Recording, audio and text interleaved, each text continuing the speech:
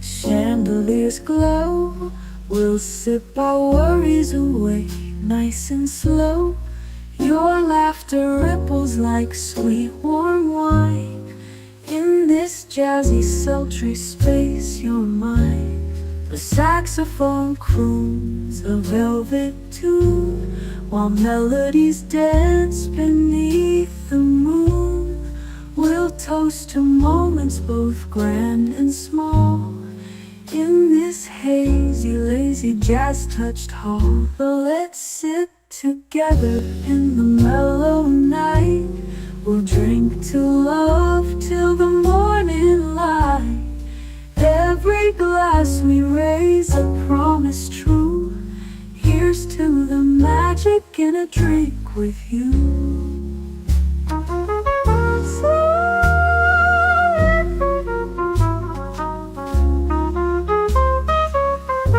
Your eyes, they sparkle with every click. Sweet rendezvous over a simple drink. We'll share our secrets in whispers low, just you and me where the jazz flows slow. The world outside fades into the mist, but here it's our own dreamy tryst. With each sip our worries drift away. Let's stay together till the break of day. So let's sit together in the mellow night. We'll drink to love till the morning light. Every glass we raise a promise true. Here's to the magic in a drink with you.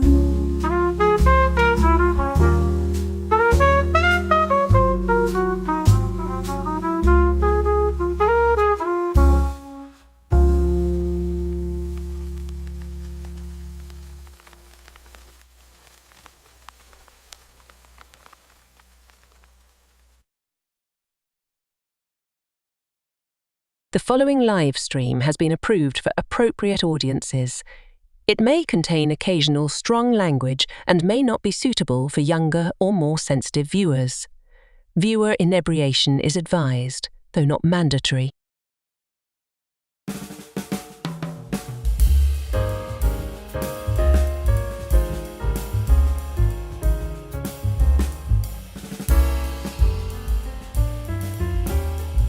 Good evening, happy Friday, and welcome to Last Call, where tonight we are pondering the mysteries in the sky.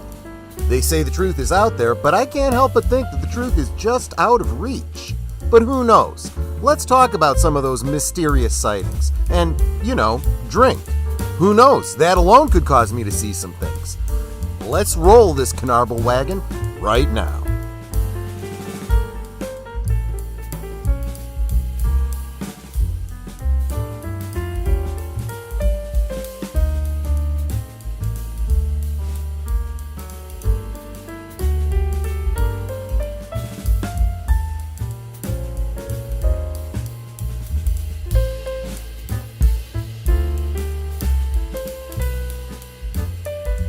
Last Call is streamed before a live audience. Well, Troy and Last Call viewers, I thought I would contribute to tonight's The Truth Is Out There episode with a little story of my own. Now, let's get something straight. I'm not saying what I saw was extraterrestrial or extra-dimensional. All I know, it was a UFO, an unidentified flying object, because I have no idea what the hell this was. Let me set the scene for you. It was August 12, 1997, around 9:40 p.m. I was living on Benning Road in Washington, D.C., coming home from work. My apartment complex wasn't one big building. It was spread out over several, so I had to walk uphill around a corner to get to mine. And that's when I saw it. It wasn't made of metal or anything I could recognize. It was just a disc of pure white light hovering silently over the community tennis court. I just stared, transfixed. The strangest thing was the silence. Not a sound, no cars, no dogs barking, not even the chirping of crickets or the hum of the city. It was as if the world had been muted. It just hung there for maybe 15 or 20 minutes, and I wasn't the only one who saw it. I looked down the hill and saw a woman and her small child standing there staring too. Someone in the apartment building right behind the courts was watching, and 2 more guys across the street were also looking up. So it wasn't my imagination. Then, without a single sound, it shot straight up into the air. One moment it was right above the tennis court, and the next it was just a dot of light in the sky. As soon as that dot disappeared, the world's volume suddenly returned. Every car alarm on the street went off, up the street, down the street, everywhere. It wasn't mass hysteria or a figment of my imagination. It had a physical effect that set off all those alarms and seemingly muted the world around it. I'm not saying it was aliens. I have no idea what it was, but it was a UFO, an unidentified flying object, because I will never know what the hell that thing was. Vasalut! I thought that was a wonderful way to start out. Thank you so much, Nate, for sharing your personal story with us. I thought that was the best way to get us going. The next best way to get us going is a shot of Jägermeister. Netter, you want to join me in this? Or are you ready? I didn't want to rush you. I know you were having something. I was drinking Jaeger long before you ever were. That's right. You introduced me to this stuff. Yep. Salud. Salud. So I don't have to tell you what Netter's drinking. You know. Yum. She just had the same as me. Oh, it burns. It burns. Well, If you caught my liquid lunch today, you knew in advance I was going to be taking Jaeger shots tonight. Don't know how many I'll be taking, but I'm going to be taking a few. God, that really we've had that Jaeger for a while, so those floral flavors just burst out. so you're tasting floral. I'm tasting more anise. Well, anise is, let's be honest with you, a botanical, very floral. That in and of itself, it just kind of fills your head. It's absolutely amazing. So you know what Netter and I are drinking tonight. Let's find out what Zimu is drinking tonight. How you doing, Boomer? And what you sipping I'm doing on? well. I'm having an unsweet iced tea. There you go, because you're the designated driver in case you have to. And We're both over here drinking tonight, so you may have to shut the stream down. plus a couple stories hail from Great Britain, so throw some tea. It's that red button up there at the top if you need to end the stream. Just remember. In case you start hurling all over the place or something like that. I will probably leave the studio before that happens, but that means you need Big to. T, I can also end the stream if needed. But we're both doing the shots tonight. I love that story, by the way. Wasn't it good? I mean, I think a lot of people have stories like that. By the way, my dad had some stories. Not a sponsored stream, but Jägermeister, one of the first shots I ever had. Like Netter said, when we were dating, she introduced me to Jägermeister, among other things. Yeah. And she introduced me to a lot of firsts. Let's put it that way. So there you go. That is the way to start a night. You know another great way to start the night? Let's say hi to everybody in the chat. Starting with Jason Fox from 540 Studios. I'm going to be hanging out with him next Thursday or Friday. I shared out the stream already, so you guys can find that out on the X. But I will remind you guys as the day draws closer. Big Al says, have a great stream tonight, my friends. Watch out for the men in black. They won't let you remember, from what I understand. Which is also true of, the black liquor, too. So just saying.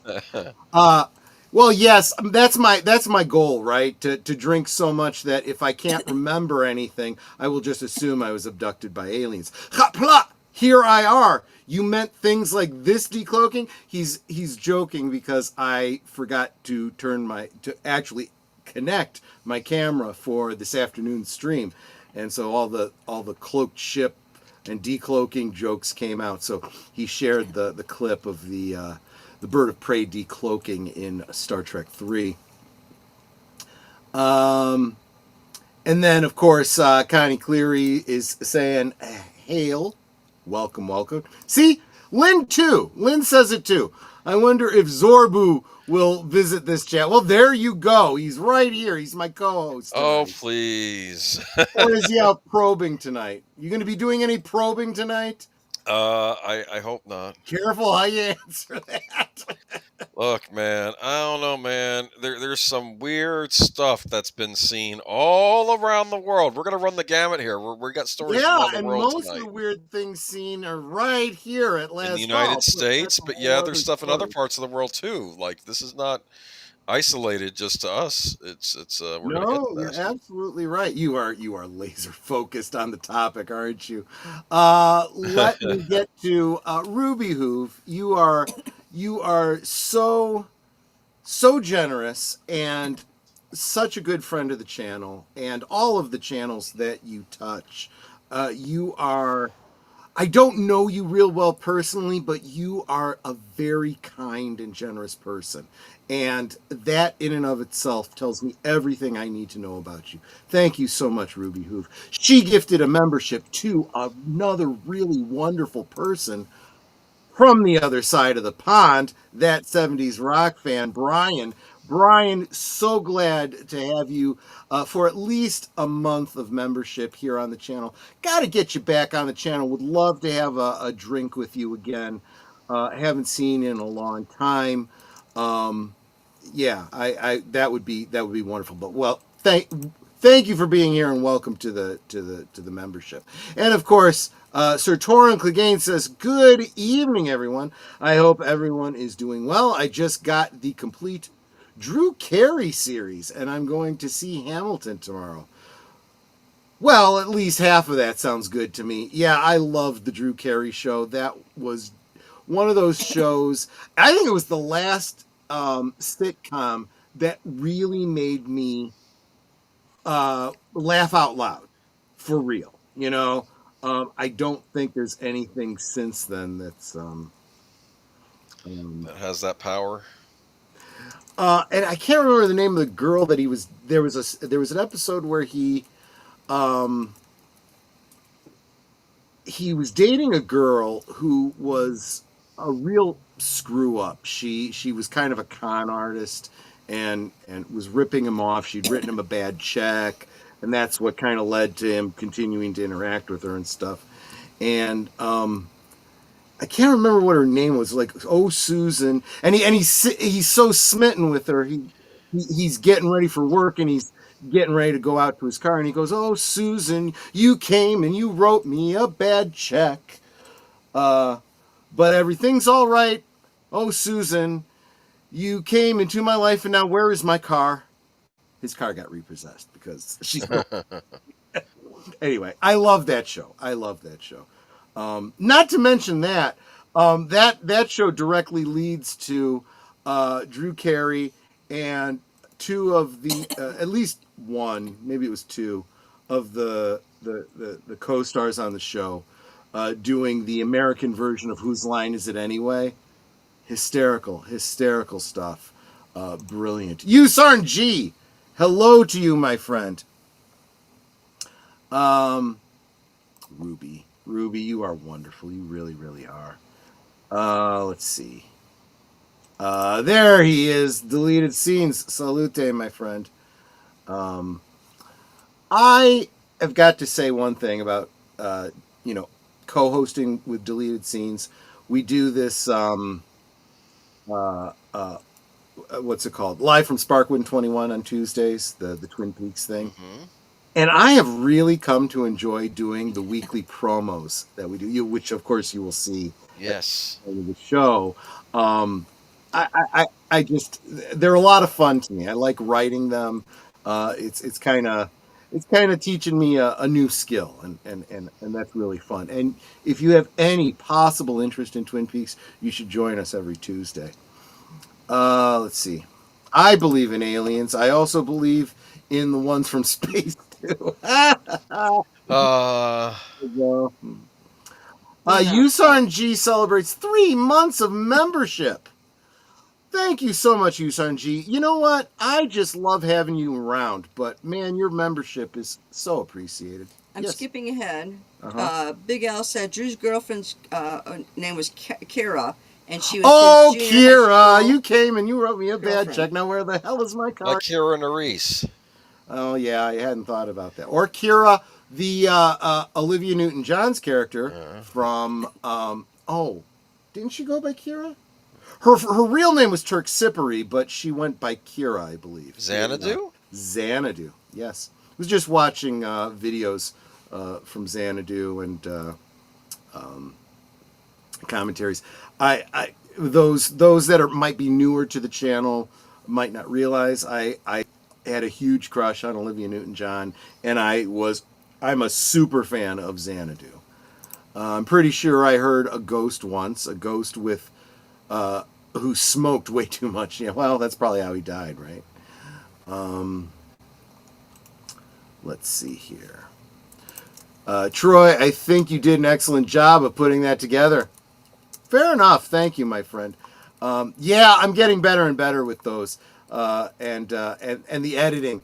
That was another thing I had a lot of fun with. Thank you so much, Nate, because the sound effects was layered car alarms, but I also had like ambient street noises.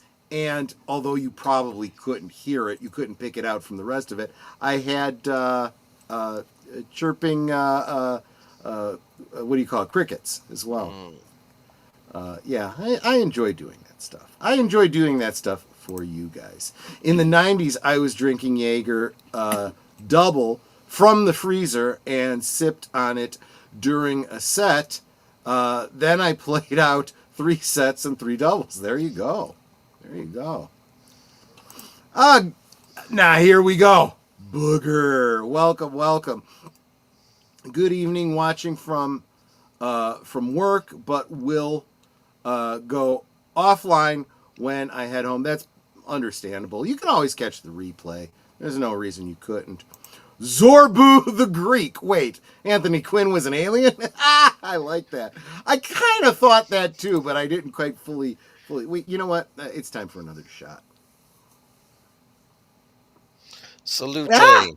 Salute. Or, well, I guess if we're on, what is it? Zorbu the Greek, it should be, Opa, right? I remember, see, this is some strong liquor, so you got to expect me to kind of wander all over the place, guys. Back when I was a kid, I want to say it was, I don't think it was Sesame Street. I think it was the Electric Company. They did a parody of the Fiddler on the Roof. And the song was, and I don't remember all the words. I could sing, the tune from Fiddler on the Roof, no problem. But the parody song they did, high on rooftops, never would I dare, just call me Fiddler on the Chair. And he literally would stand up on the chair. It was so funny. If you knew if you'd seen the Fiddler on the Roof, if you knew I've seen it, plays, the movie at least, yeah. That I got to see if YouTube has that little parody. I like the segment in the graveyard. That was funny. Oh, crazy redhead. That's actually cool to hear. Not enough redheads in the world, period. Yes. I'm number 3 getting ready here. Thank you so much, RubyHoove, for being here. You are so wonderful. And now you're a little bit more wonderful now that I know that you're ready. That is awesome. Let's see here. Running gag from Forbidden Frontier. Someone named Zorbu super chats almost every week. He is often blamed when the quarter dark human is absent. There you go. I just watched a video that visited a part of New York City Central Park called Netter's Battery. Cool. There are jokes to be made that I will not make after 2 shots of Jägermeister. Just saying. Notice he's sipping now. No. The original song was Mandy. It was not. That was not the name of the girl from. Yeah. That's have I done that song in karaoke? I'm pretty sure I don't did. know. Yes, I like Barry Manilow. It's kind of pretty, and I know all the words. Kind of pretty, and I know all the words. Yes.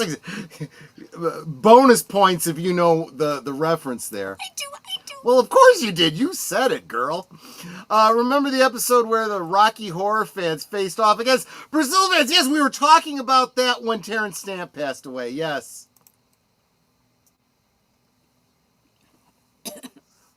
Was that they were doing Time Warp intermixed with Shake Your Groove thing, right? Kind of the way they mixed up the two songs in Xanadu. It all comes back to Xanadu, people. It all comes back to Xanadu. I gotta do a rewatch of Xanadu again. Whenever someone went to write my father-in-law's a check, being Polish, he'd say check, as in Czechoslovakian. No thanks. I don't want any canceled Polacks.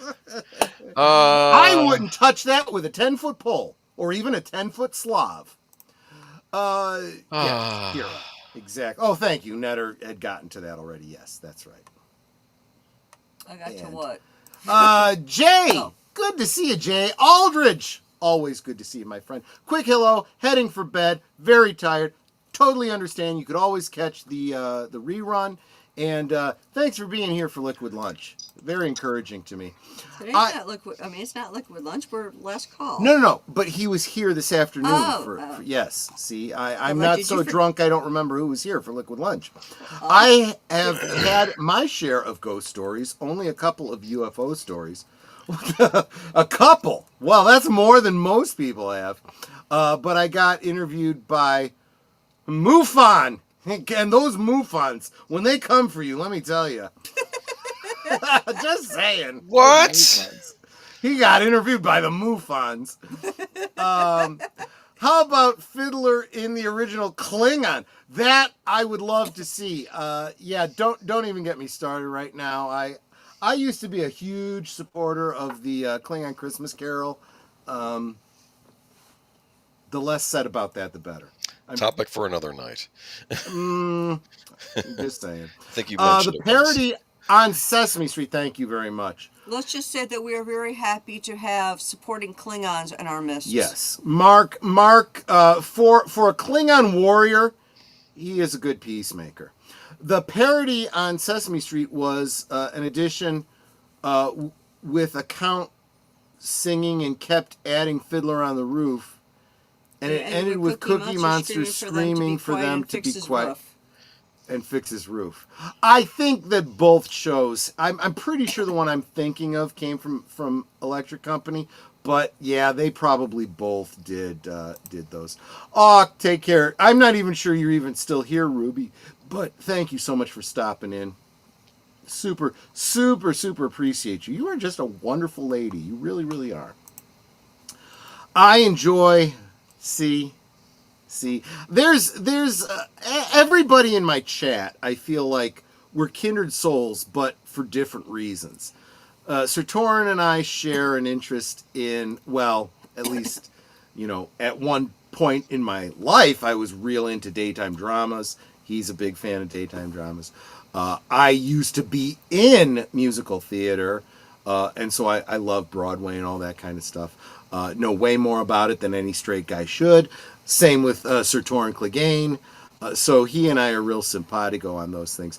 I also enjoy Barry Manilow, mostly because my mother, grandmother, and great aunts are all fans. I had no idea that people didn't like him until I was in college. Yeah, same kind of thing where growing up in the 70s, didn't realize that... there was this stigma against disco, until I got older, and so of course, dumb kid, I eschewed disco until I said, "Screw all of you! I like what I like, and I don't care what you guys think." And then I started to realize that there are some very bubblegum pop type disco, and then there's just some classic rock type disco, let's face it, there was people dancing at discotheques to Blondie. Just saying. You could, under a certain paradigm, consider Blondie to be disco. And Blondie is friggin' cool. Let's be honest, right? I got to remember, next time we do videos, I'm doing some Blondie. No doubt about it. I'll take that as a compliment. I'm finding I am more an ambassador than I thought, and negotiations is like battle. That is true. That is true. As I remember, the barrister in Star Trek Enterprise said the same thing. That being a lawyer is kind of like being a warrior. I got to see Barry on the Evan Now tour, and 3 more times over the years. See, okay. I am with my people here tonight. Thank you, my friends. Thank you. Training to be a stagehand and a mother who introduced me to opera made me also like musical theater. See, this is what I'm talking about. You guys are my people. This is my tribe, folks. West Side Story.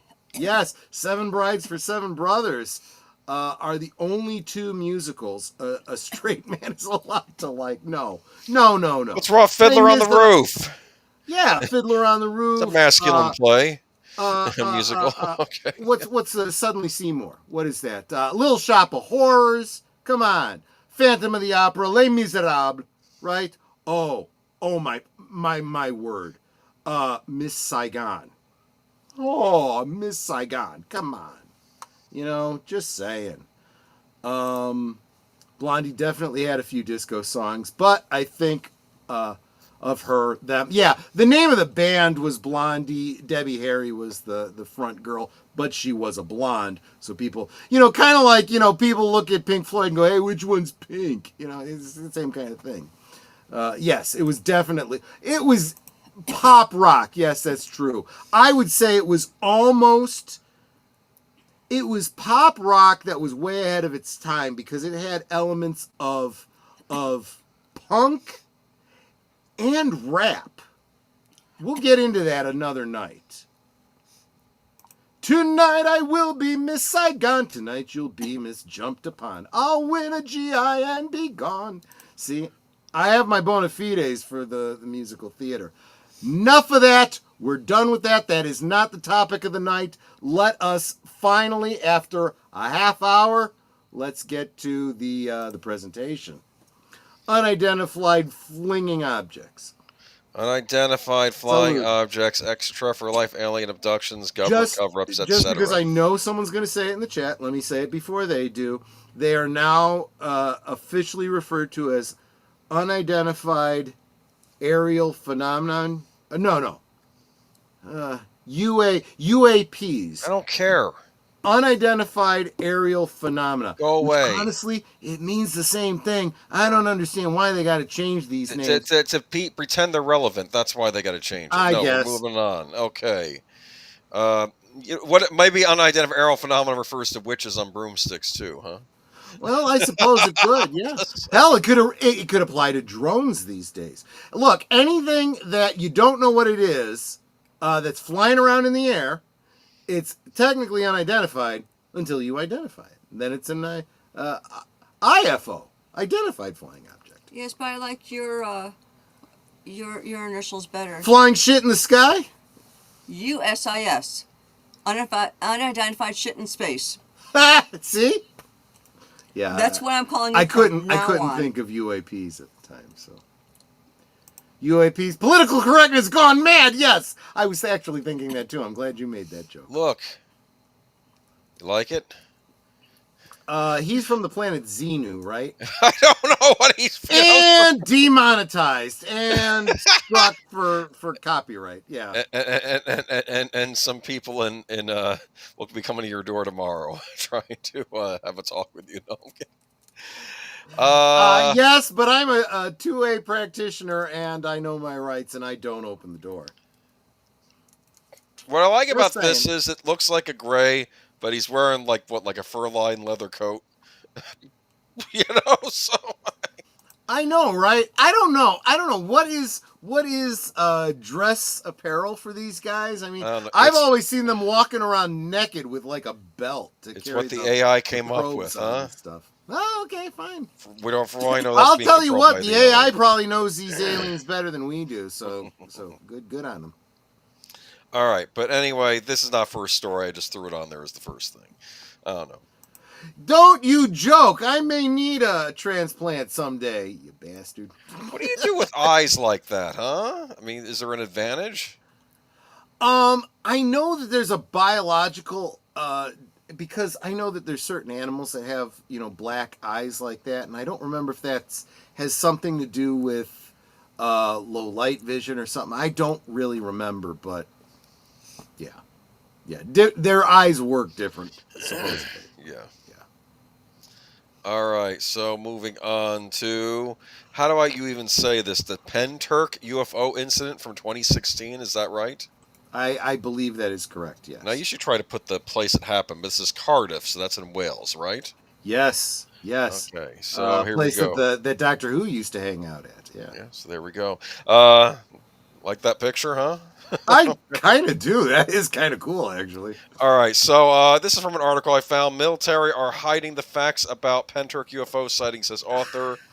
MOD accused of cover-up about alien incident over Cardiff in 2016. Acclaimed Cardiff UFO sighting, an alleged military cover-up, is the subject of a book by a woman who says she witnessed the events. On Friday, the 26th of February 2016, Kaz Clark, 57, of Penturk, claimed she saw something quite literally out of this world. It was enormous, majestic, no way you could be mistaken, said Mrs. Clark, who works in security. In the early hours, she was drawn to fields behind her house because of a huge pyramid of light taking up the night sky. Let's see. The first red light was high above the trees, thousands of feet up, explained Mrs. Clark. As it neared the ground, it ejected a band of lightning, not thin lightning, but thick like fingers. Fire-colored fingers. I wish I had pictures and videos, but phones did not work, so she probably tried taking a picture, but they weren't working. According to Mrs. Clark, she was scanned by the UFO in the sky before a red object went in one direction and a green object went in the other. At that point, a fleet of RAF helicopters arrived. Mrs. Clark said, "We believe the military aircraft shot them down. The next morning, I saw a Wales Online article saying this was part of a military drill. This was no drill. That was the exercise the week before." This is in reference to Exercise Chameleon, which took place in the area around the time of Mrs. Clark's alleged sighting. Soon after the events took place, Mrs. Clark contacted the Ministry of Defense. When I contacted the MOD, they just told me that this was under Section 26, not in public interest, she said. Following the incident, Mrs. Clark has spent the last 5 years searching for answers. She says other witnesses have also come forward from Betwys and Port Talbot, who reported seeing barrel shapes in the sky that night. If we are facing a threat, we should know about it, said Mrs. Clark. Why did they lie? They did not say, they did not lie about what the military was doing that night. I'm not sure if I understand that sentence. Okay. Freedom of Information request submitted by Kaz Clark about after the event appear in the book. She's written with Gary Jones called The Penturk Incident. Yep. And dude, you did a great job on that. You covered everything I had in my notes. That's it's kind of brilliant. Nate says it was UNIT. They covered up an incident where Doctor Who stops an alien invasion. It was UNIT, I tell you. Yeah, well, UNIT or Torchwood. It could be either one. Mark says, I love the Deep Space Nine episode Little Green Men, where Quark and company time travel and ended up captured in Area 51, another poke at government secrets. Yeah, the idea was that it was Rom, Nog, and Quark crash land in Roswell, New Mexico in 1940, whatever it was. And they were the Roswell incident. We'll get to the Roswell incident. Just hold on to that one. But yeah, I don't know, man. I might be on 4, I think. What do you think, though, man? You think this happened? Are they covering it up? With all of these, I'm going to say that something happened, but there's no way to know how true they are. I would recommend, however, the Y Files here on YouTube has a great video about this incident specifically, and the folks over there do a great job of telling the story, then debunking what they can, but then pointing out the things that can't be debunked. You know. But yeah, there's the RAF helicopter. See that in the foreground? I like that picture actually. I'm telling you. Let's be careful here, Sir Torin, because we could draw analogies to other ethnic groups that could get us into real trouble. He's talking about because they didn't believe in capitalism. I know exactly what he means, but it was there were some anti-certain type of people-ism to the Ferengis. At least that's what the modern blue hairs talk about these days. Whatever. So Anyway, so I don't know if there was anything else you wanted to bring up on this. No, I mean you did an amazing job. You covered it all. I didn't mean to. I mean, boom. No. You do what you do. That's what governments do. Well, this is England. I forgot. We'll cover this another time when we do UFO talk. I don't know if it was Norway or one of those Scandinavian countries actually came forth and admitted, no, we were seeing weird stuff that night, where they were honest about it. Yep. Like their Air Force, which was weird because usually the governments cover it up.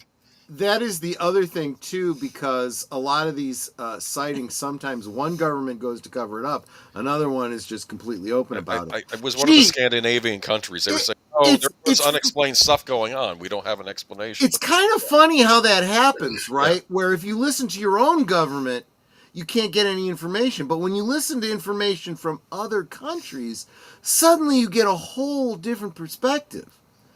I can't think of another comparison example from the past 5 years. I'm just saying. Okay.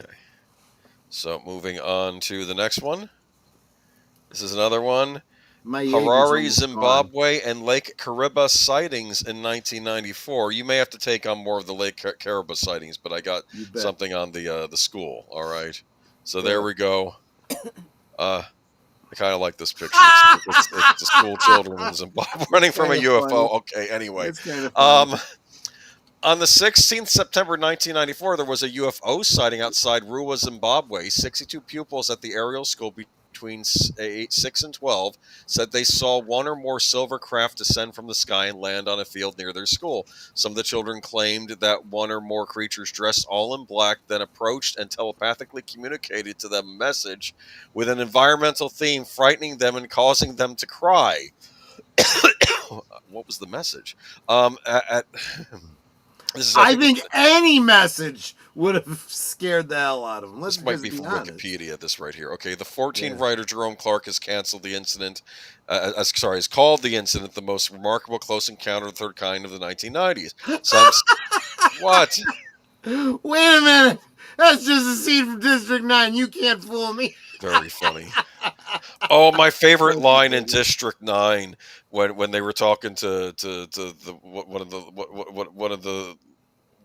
one of the local Africans, and he was going, listen, no, it'd be one thing if these creatures, they were from another country, but they're from another planet. They got to go.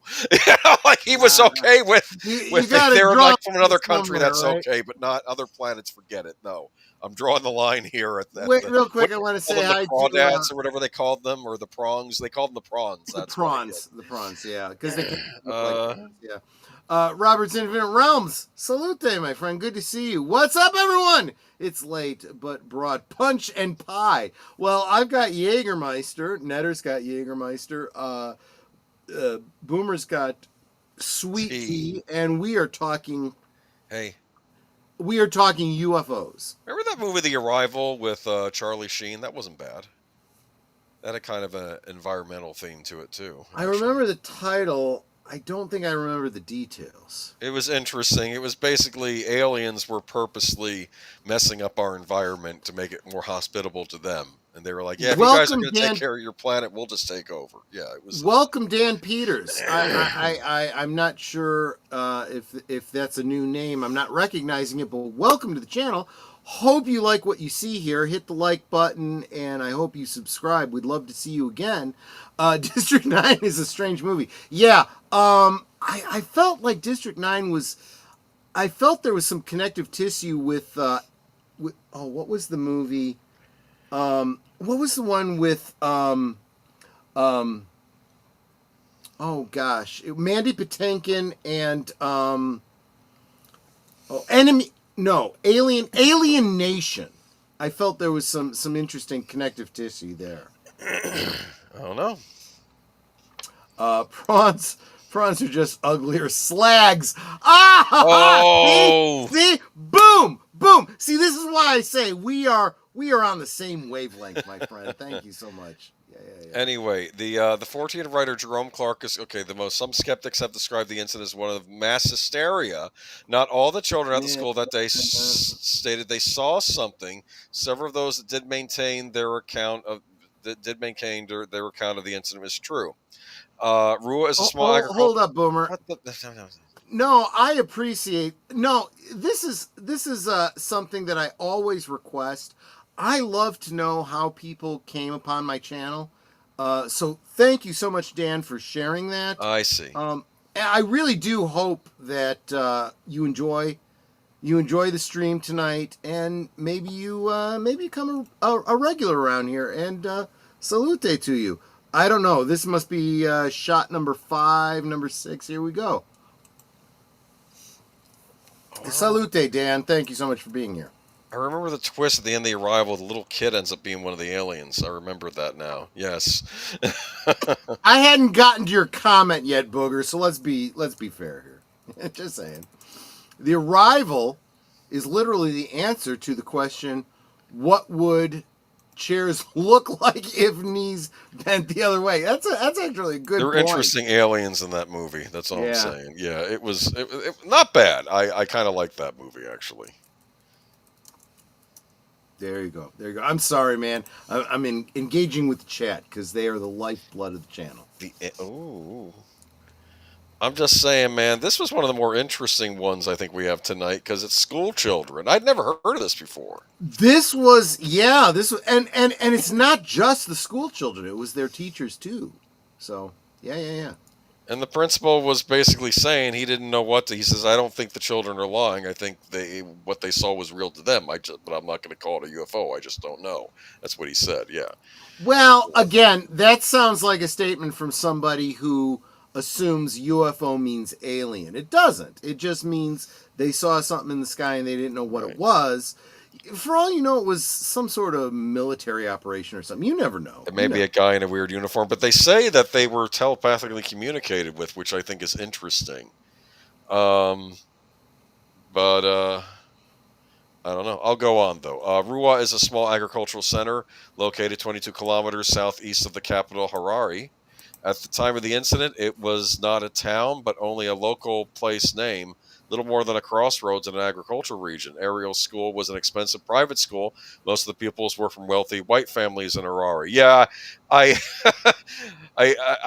to be fair, the school is mixed. You had a mix of people, of students there. Right. But 2 days prior to the incident at Ariel, there had been a number of UFO sightings throughout southern Africa. You might go on to the minute. There have been numerous reports of bright fireball passing through the sky at night. Many people answered 2BC's radio's request to call in and describe what they had seen. Although some witnesses interpreted the fireball as a comet or a meteor, it resulted in a wave of UFO mania in Zimbabwe at the time. According to Skeptic Brian Dunning, the fireball had been the re-entry of the Zenit 2 rocket from the Cosmos 2290 satellite launch. Well, maybe that's possible. The booster broke up into burning streaks and moved silently across the sky, giving the impression of a light show to millions of Africans. Local UFO researcher Cynthia Hind recorded other alien sightings at this time, including a daylight sighting by a young boy and his mother, and a report of alien beings on a road by a trucker.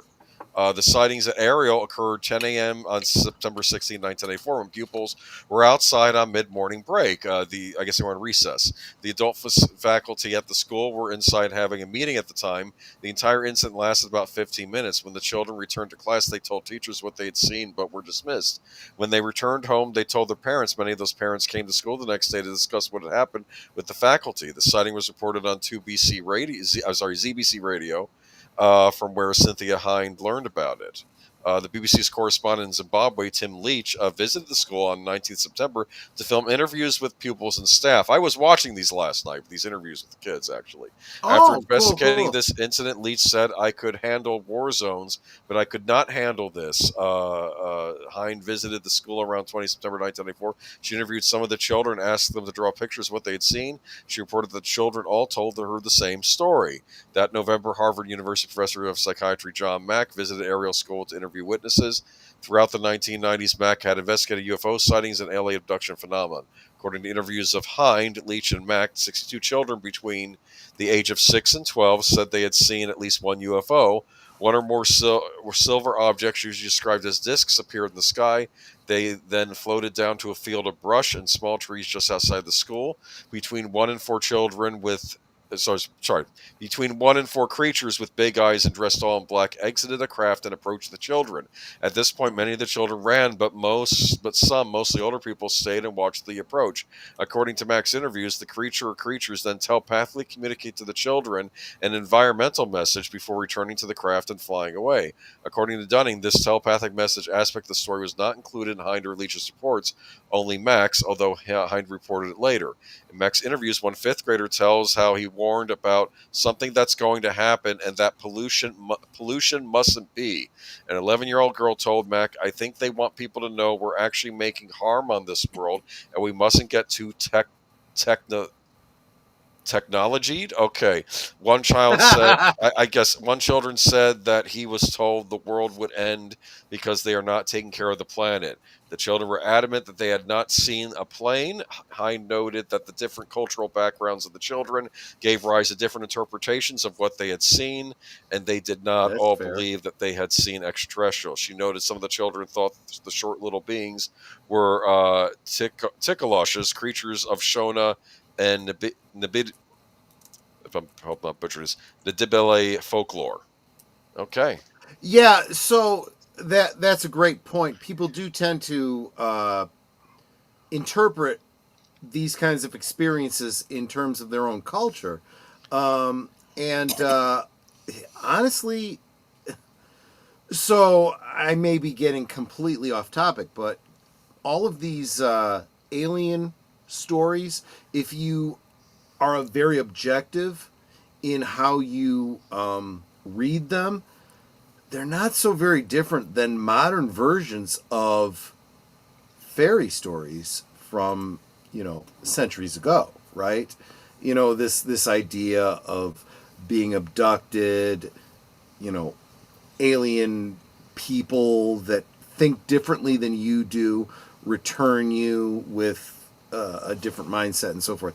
The concept of the changeling, for example, in fairy lore, very, very similar to the concept of alien abductions. So I don't care if you are religious and you believe in demons and angels, if you are Gaelic and you believe in fairies, or the modern day aliens. There's a lot of archetypal type of correlation between them. So whatever you choose to believe, just going to point out. And again, Boomer, you did a great job on this. You covered everything I had in my notes. Well, this is from Wikipedia. I was getting most of that from Wikipedia for that one. But you said that there were sightings over a lake, right? Yes. And there is a video, again, on the Y-Files to check out for a great full, almost an hour video talking about this one. But yes, you're absolutely right, Boomer, that this is... there was an incident that happened a week before this incident that most people believe is related, so it's worth looking into. Real quick, I did want to bring up real quick Lynn Green's comment. She said, watch the pilot. She's talking about Alien Nation, the series, with a friend. The scene where Sykes pretends he is going to shoot George's daughter won us over. It's been a long time. I don't remember it. I need to do a rewatch of the movie Alien Nation. And I got to tell you my personal story with that. And in very, very brief, I will tell you, I went to a Star Trek convention with my mother. I was a very young man. I was less than 18. And I went to a convention with my mother, and we received... there was a dude dressed as an alien, kind of like this alien right below me here, handing out passes to a free screening of a movie called Alien Nation. And when my mother saw that James Caan started, and she's like, I'd like to go to this. And I'm like, oh, if you want to, yeah, I'd be happy to. I didn't know my mom had a thing for James Caan. She kind of... but it was a sci-fi film that this was back in the days when they knew how to market, right? This was a sci-fi film that didn't have a built-in fandom, so they went to a sci-fi convention, handed out these free passes, and said, please go see this movie and tell all your friends about it. And I saw it, and I loved it. Mandy Patinkin plays the alien, James Caan plays the human. It's a buddy cop film in a world where there's aliens, right? Brilliant damn film.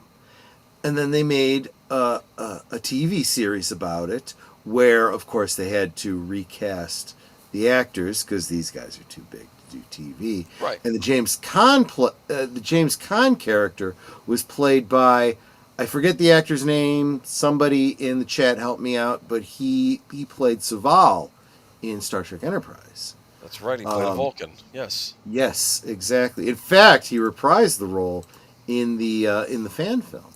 So, which I won't mention because I don't know how YouTube deals with that. Weekend off. Gary Graham. Gary Graham. Thank you. Did you just Google that? Yes. Good man. Thank you, my friend. You are a good co-host. Weekend off. Don't know if Saturday's show. Well, whatever the case, I'm so glad you're here, Dan Peters. Thank you so much. Drones can be UFOs technically. Yes, that is absolutely true. Agent Boomer wasn't there a time at Germany where they had a ton of reports of UFOs, especially at one of their airports. I don't know, but that might be something. If you know a particular incident, send us a link. Yeah, we might do this again at some time. Yeah, absolutely. Lynn Green. The series, I'm assuming we're talking about Alien Nation, was a pale imitation of the movie. They always are, let's be honest, and contain a lot of what today would be called woke content. Yeah, I suppose you're right about that. Which is weird because the movie essentially fought against racism. Yeah, that's probably a video for another time. But Alien Nation did a great job of... this was the Star Trek concept. This is what they call woke today, but that's bullshit. It was classical liberalism. It was dealing with iniquities in our society through the prism of sci-fi. That's what old Star Trek was. That's what the original Alien Nation movie was. And then people wanted to push certain ideologies. Well, that's, again, a topic for another day. Not bad so far. I'm hoping I'm earning that subscription from you, my friend. I hope I am. The more I drink. Folks, this is the last shot. Netter got 2. I had half a dozen. Salute, Netter. She's drinking her second. If you think it is a tragedy that Netter and I are both empty-bottled on Jägermeister, you know what to do. You know what to do. Booger 414, I had a prelude to it, but for a time it was fine because it was mostly about accepting everyone, not othering the majority. Yeah, you could look at it through the prism of wokeness. I think it was still, progressive classical liberalism. Honestly, Mandy Patinkin did a great job in that movie. So did James Caan. Guys, I am definitely going to put Alienation on a future members Night at the Movies poll. I think we should watch that movie together. I love that movie. UFO encountered in Africa seems well researched. Well, it may be. We don't know. That we never know. People interpret it with their own culture or time. Like I believe what we, in the modern day, dinosaurs may years ago be called dragons. Yes. So this is a great point, right? Many archaeologists believe that dragons and giants are just misinterpretations of fossils of dinosaurs that were found over the years. Or if it's primeval, it's because dinosaurs were actually coming out of anomaly portals, and a knight would have to chase one of them down. Yeah. Sam Francisco was way better than George Francisco, and Sykes should always be a grizzled old veteran who has... Yeah, that was the one problem that I did have. I felt like they made him younger, and that was kind of a weird retcon that I didn't care for. But I remember, what was it? He says, no, I don't mind you making fun of my name, Sam Francisco. I understand. It's not too dissimilar from how your name, Sykes, sounds like two words in our language. Sykes, which means excrement and cranium. Shithead. And then later on, they meet an alien prostitute, and he says, this is my buddy, this is my partner, George. I'm Officer Sykes. Shithead. I heard a statement that... Oh, I'm sorry. Let me blow this up because I'm too drunk to read the small print. I heard a statement that the divine has been replaced by aliens to explain the unexplainable. It was a good discussion about how humans fill in the blanks with the outrageous. Robert's Infinite Realms. Have you heard the scientifically based discussion that religion or religiosity, the belief in the divine, is actually genetically encoded?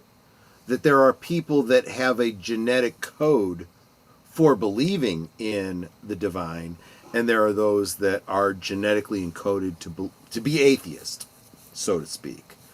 There's actually a similar argument that leftism and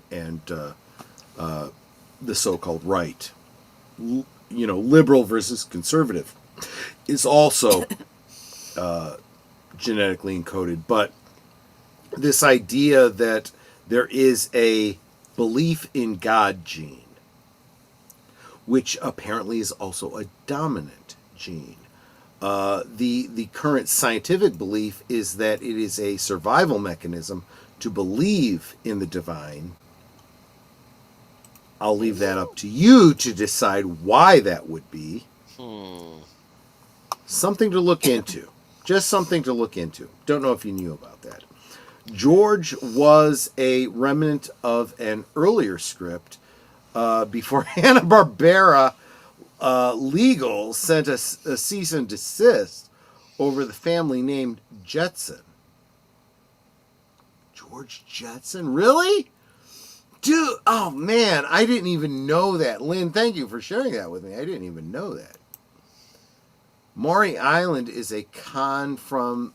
Oh, I'm sorry. Let me blow this up. Maury Island is a con from their pissed people off raised there. Dude, if you got typos, I'm too drunk to read through them. Just saying. That's part of the danger of this chat. We are at 10:02. What'd you say, Nana? What are you trying to read? No. I read it word for word what Dan said. I'll bring it up. He said Maury Island is a con. They're pissed people off raised there. That sounds like word salad to me, dude. Sorry. No, there's no punctuation. Maury Island is a con. Period. From their...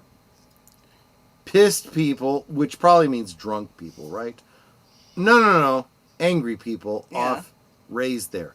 Sorry, I'm lost. Anyway. Too big for TV, yet James Caan later went on to lead Las Vegas for a few seasons. Look, James Caan, I don't know. I like James Caan.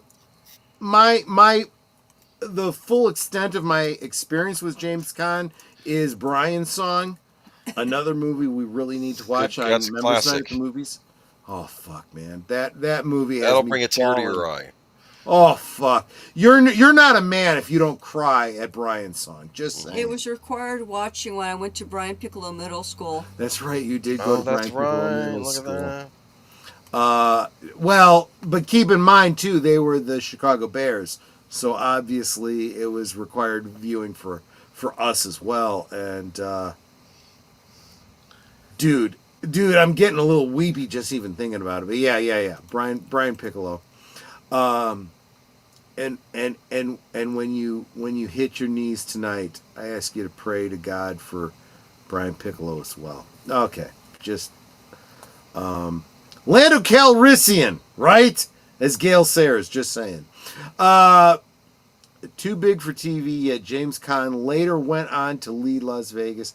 I don't know what it was, but James Caan, I liked him fine, but my mom was just way too into him, just in a creepy way. Just saying. What I'm trying to say is, if it was a later show, like more recently, television didn't have the stigma attached to it as it once did earlier. That's like true. it used to be like That's you'd either were a television actor or a movie actor, and you didn't typically cross unless you were doing like a guest appearance. Do you understand? It was like you were supposed to move on from television to movies. It wasn't like. I'm all out of... I was going to take another shot of Jägermeister, but I'm completely out. So if you guys think it's a sin that I am without booze, you guys know what to do. Robert's Infinite Realms... Oops, I didn't mean to take it away. I meant to bring it up. Says the pilot scene in Alien... No, I'm still good here, Netter. I've got... I was going to give you a curly whirly, make you feel better. Ooh, I got a curly whirly. Anyway. No. So Robert's Infinite Realm says that pilot scene in Alienation was so good. I wasn't sure about it until then. I would love to know what you thought, Roberts, about the pilot and the series versus the movie. We could totally do a whole stream about Alienation. Take care, Booger. Thank you so much for being here. God, we love you. You're fun. Thank you so much for being here. Oh. Enjoying my Curly whirly.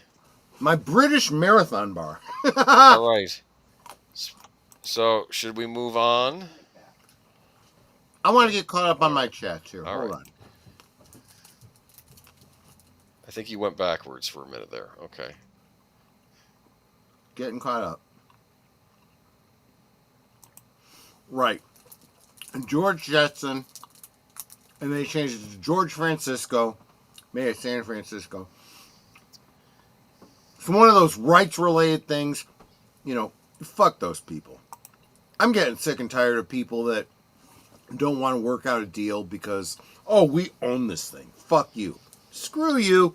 Nobody's watching the Jetsons anymore. Who gives a shit? Pay attention to the people that do have their stuff worked out. We'll be talking about that on Sunday when we talk about a certain new cinematic universe in the works. Which we Good point. Good point. I've heard that theory about genetics, about beliefs. It's another nature versus nurture discussion that I can't explain my thoughts on in a chat. Would take too long. If you do a stream about it, let me know. I'd love to check it out. I have my thoughts on it too. Yeah. James Caan's son was co-star on the remake of Hawaii Five-0, which I never saw a fucking episode of because I tend not to bother with remakes or reboots. I was raised on Vashon Island. On Maury Island, Vashon Connection Research. Okay. Awesome. Let's see here. A bar of soap for each F-bomb you dropped. Did I drop a lot of F-bombs tonight? A couple. I'm surprised you didn't say anything, Netter. Want some jelly babies? I'm still working on my curly whirly, thank you. Okay. We're eating British candy because Netter... Oh, I'm having 2 curly whirlies in a day. We got to ration these over the holiday season, Netter. Don't worry about it, dear. I have a you covered. Radar, yeah. There was a topless alien in that movie, wasn't there? What? I'm pretty sure. I'm sorry, Dan. I've completely lost the track of the comments. I don't know what we're talking about here. Anyway, that's right. We're going to move on to a big one in a minute. Okay, yeah. Let's go ahead. All right. Are you ready for a certain? Look at this UFO crash at Roswell, New Mexico, 1947. We know it was Quark and his brother and his nephew. Okay. I'll read you. This comes from UFO USA, a traveler's guide to UFO sightings, abduction sites, crop circles, and other unexplained phenomena. No crop circles tonight. That'll be for another time. But you can tell it's a great book because it was written in the 90s. So here we go. Will Rogers once called Roswell, New Mexico, the prettiest little town in the West. Years later, his observation holds up. Roswell is still a pretty town, boasting startling blue skies and some of the richest ranch land in the country. And with a population of just 50,000, it's still little. Although to update Rogers' description of the town, you would have had to add, and the UFO crash capital of the United States. That would explain why the town's highlights include not only 24 parks and recreational facilities, a local theater company, and a flying school, but a UFO museum as well. Anyway, here's the story. Here's the scoop according to dozens of sources, including a June 1997 Time magazine cover story. On June 14, 1947, while making routine rounds on the J.B. Foster Sheep Ranch, 85 miles northwest of Roswell, rancher Mac Brazel allegedly discovered some litter in a pasture, rubber strips, tinfoil, Scotch tape, and wood. He also claimed to have found very thin metallic slices that could have been cut with a knife or burned with matches. Unbeknownst to Brazel, who had no radio in his ranch shack, there had been a rash of flying saucer reports from all over the country around the time of the discovery. According to the Roswell Daily Record, a local couple reported seeing a large object zoom across the sky at high speed, possibly 400 to 500 miles per hour. The couple reported that the object was oval in shape and glowed as though a light was showing through from the inside. When Brazel finally learned of the UFO sightings, he wondered if there might be some connection that took some of the debris he had found to the county sheriff in Roswell, who then turned it over to officials at the Roswell Army Air Force Base. The next day, Brazel led 2 Army intelligence officers to the ranch field where the debris were scattered. They picked up a number of pieces and headed back to town. On the way back to the base, one of the intelligence officers, Major Jesse A. Marcel, stopped to show the debris to his wife and son. The son now remembers that there were pieces of foil, chunks of bakelite-looking plastic, and light I-beam inscribed with purple hieroglyph-like symbols. Major Marcel then took the debris to the base commander, who almost immediately issued a press release. The Associated Press announcement, published worldwide on July 8, 1947, from Colonel Blanchard, base commander at Roswell Army Field, stated, "We have in our possession a flying saucer." You hear that? Yep. The town of Roswell and all national media was instantly captivated by the news. A furor ensued. The next day, however, that statement was quickly retracted by the Brigadier General Roger A. M. Ramey of the Eighth Air Force in Fort Worth, Texas, where Marcel had been ordered to take some of the debris for analysis. General Ramey explained to the press that the so-called flying saucer was nothing more than an experimental weather balloon. The official story ended there, but the unofficial story continues and unfolds, and is still unfolding today to this day. Glenn Dennis, mortician at Roswell at the time of the crash, now the co-founder of the UFO Museum there, steadfastly maintains that on July 7, 1947, he received 2 strange phone calls from a man who claimed to be a mortuary officer. He first asked if Dennis had any hermetically sealed baby caskets in stock. Then he called back to ask what embalming fluid would do to a body. Even more interesting in Dennis's claim that he had strange activity at the hospital early in July and had been ordered to leave after encountering a hysterical army nurse who eventually told him that she had aided doctors performing autopsies on strange-looking small bodies. The nurse, he later learned, was killed in a plane crash. In 1997, under growing pressure from the UFO community, government authorities reinvestigated the Roswell affair. The authorities have since reaffirmed that nothing more than an experimental weather balloon crashed that day in 1947. They also reconfirmed that the rumored dead aliens were, in fact, test dummies dropped from high-altitude balloons by the Air Force. Go forth and decide for yourself. What do you think? I think there's absolutely something there. I don't trust Harry Truman. Just saying. And You're blaming this all on Truman. Okay. I think they told Truman, they said, cover it up. Yeah, you like that fake crash picture? Looks like a real photo, huh? I picked black and white because it was old-timey, see. It's all fake, see. Okay. And I do feel compelled because it was brought up in the chat. And Go-Kart Mozart was checking out the weather chart to see if it was safe outside.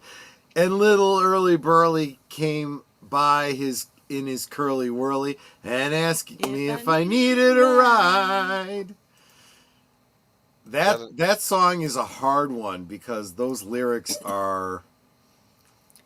They were drunk when they wrote those. Blinded by the light. Wrapped up like a deuce, another runner in the night. Those are the actual lyrics. If you believe it's something else, that's fine. There's nothing wrong. What do you think, man? You think the government's full of that? I don't trust anything the government says ever. Let's just be clear about that. If the government says the sky is blue, I am going to doubt it. I'm just saying, you had the first general or whatever come out and rig it. He's, oh yeah, that was a UFO. No, not so fast. If you have ever seen the game, if you have ever played the game L.A. Noire, right? Yeah. Doubt. Press X for doubt. I doubt everything the government says. Always. So you think that the hysterical nurse who died in a plane crash unexpectedly, isn't that weird? Because she had seen the autopsies? Because she went and talked. I do not believe in coincidence. Let's just be clear about that. And welcome, Tim Hayes. Always good to see you.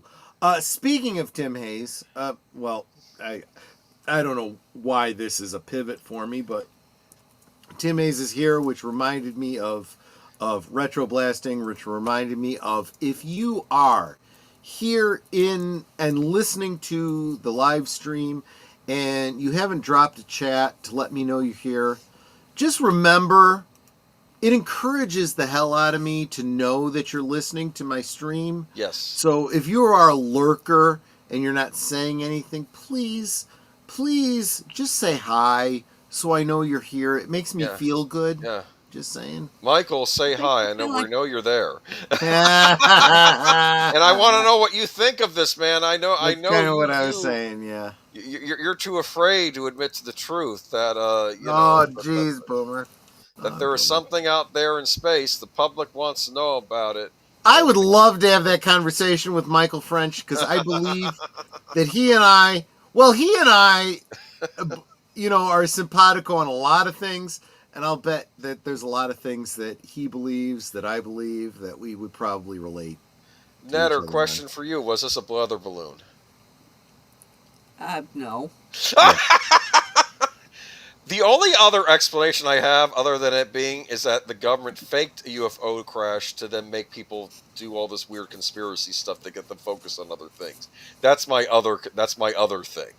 Yeah. That okay, maybe this is a hoax, but the government put it on to make. This is the other thing too. I Okay, do yeah. believe because this whole thing with the weather balloon, no one's buying it.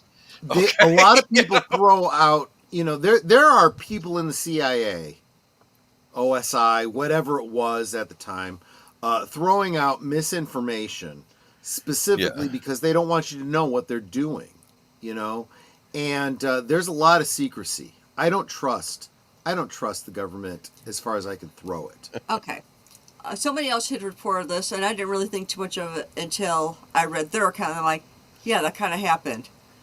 So somebody in another state mentioned that they had seen a dark object in the sky. It was small because it was at a distance.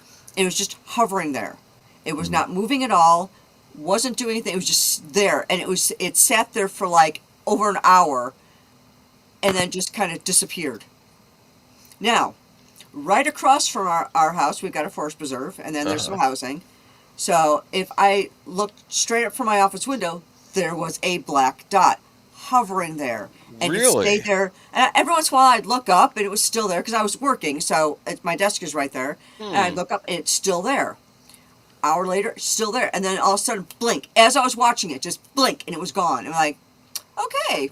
There you go. That's some weird stuff. Tim Hayes says retro blasting is around. I thought he'd be here by now. I know what Tim is referring to. There was a live stream yesterday where he said he was looking forward to my stream. Tim, in all honesty, he might not be listening. He might just have been being nice at the time. Maybe he'll catch it on the repeat. Trying to mention my stream to just be nice and whatnot. I don't know, but. He knows that he encourages me every time he drops a chat or whatever. So we'll see. But you know what, Boomer? We are past due. Yeah, why don't you do a commercial break, then we'll go to the next segment. Yeah. What is going on this week?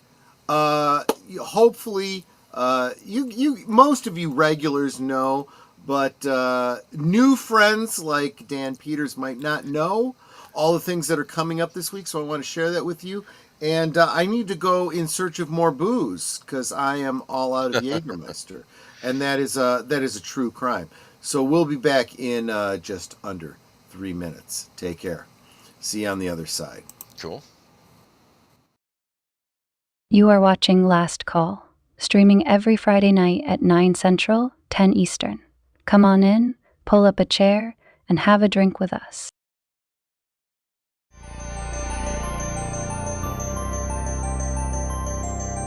This week on Saturday Night at the Movies, 3 female African-American mathematicians play a pivotal role in astronaut John Glenn's launch into orbit while dealing with racial and gender discrimination. Genius has no race, strength has no gender, courage has no limit in Hidden Figures.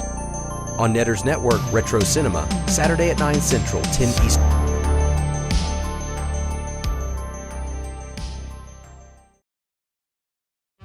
Every Sunday evening, Aged Boomer and Papa Pacelli bring you the rundown of the week's geek news, or at least what they think is interesting. You may have heard about it somewhere else, but Boomer and Pacelli put a spin on it you likely won't hear anywhere else. It's Geeky Geezers, every Sunday evening at 8 Central, 9 Eastern.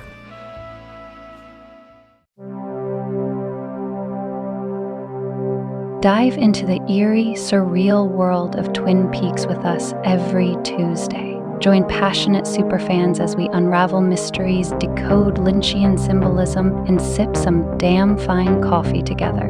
Whether you're a Black Lodge veteran or a curious newcomer, our live discussions on YouTube and X will keep you hooked.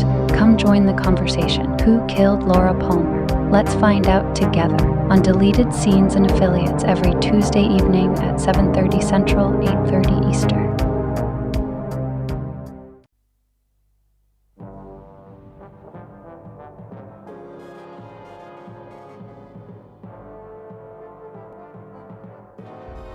Intent on recruiting experts in the fight against the Federation's pacification program, Tarrant and Dana set a course for Bukol 2, and Dana's old lover and mentor, Justin, renowned genetic engineer. Then the Scorpio comes under attack and Tarrant has to pull out, leaving Dana down on the planet with Servalan on her way and surrounded by monstrous humanoid animals. Tuesday on Last Call presents Blake's 7, 10 p.m. Central, 11 Eastern.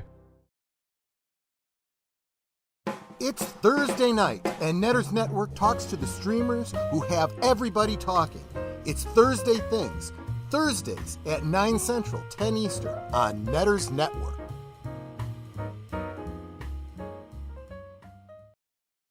Did you top off your glasses? We now return to Last Call. I love Sir Torrin Clegane here. Who killed Laura Palmer? It was Colonel Mustard in the library with the wrench. Yes. He was there for the... I never trusted him. I don't trust any of them, to be honest with you. Twin Peaks, North Bend, Washington.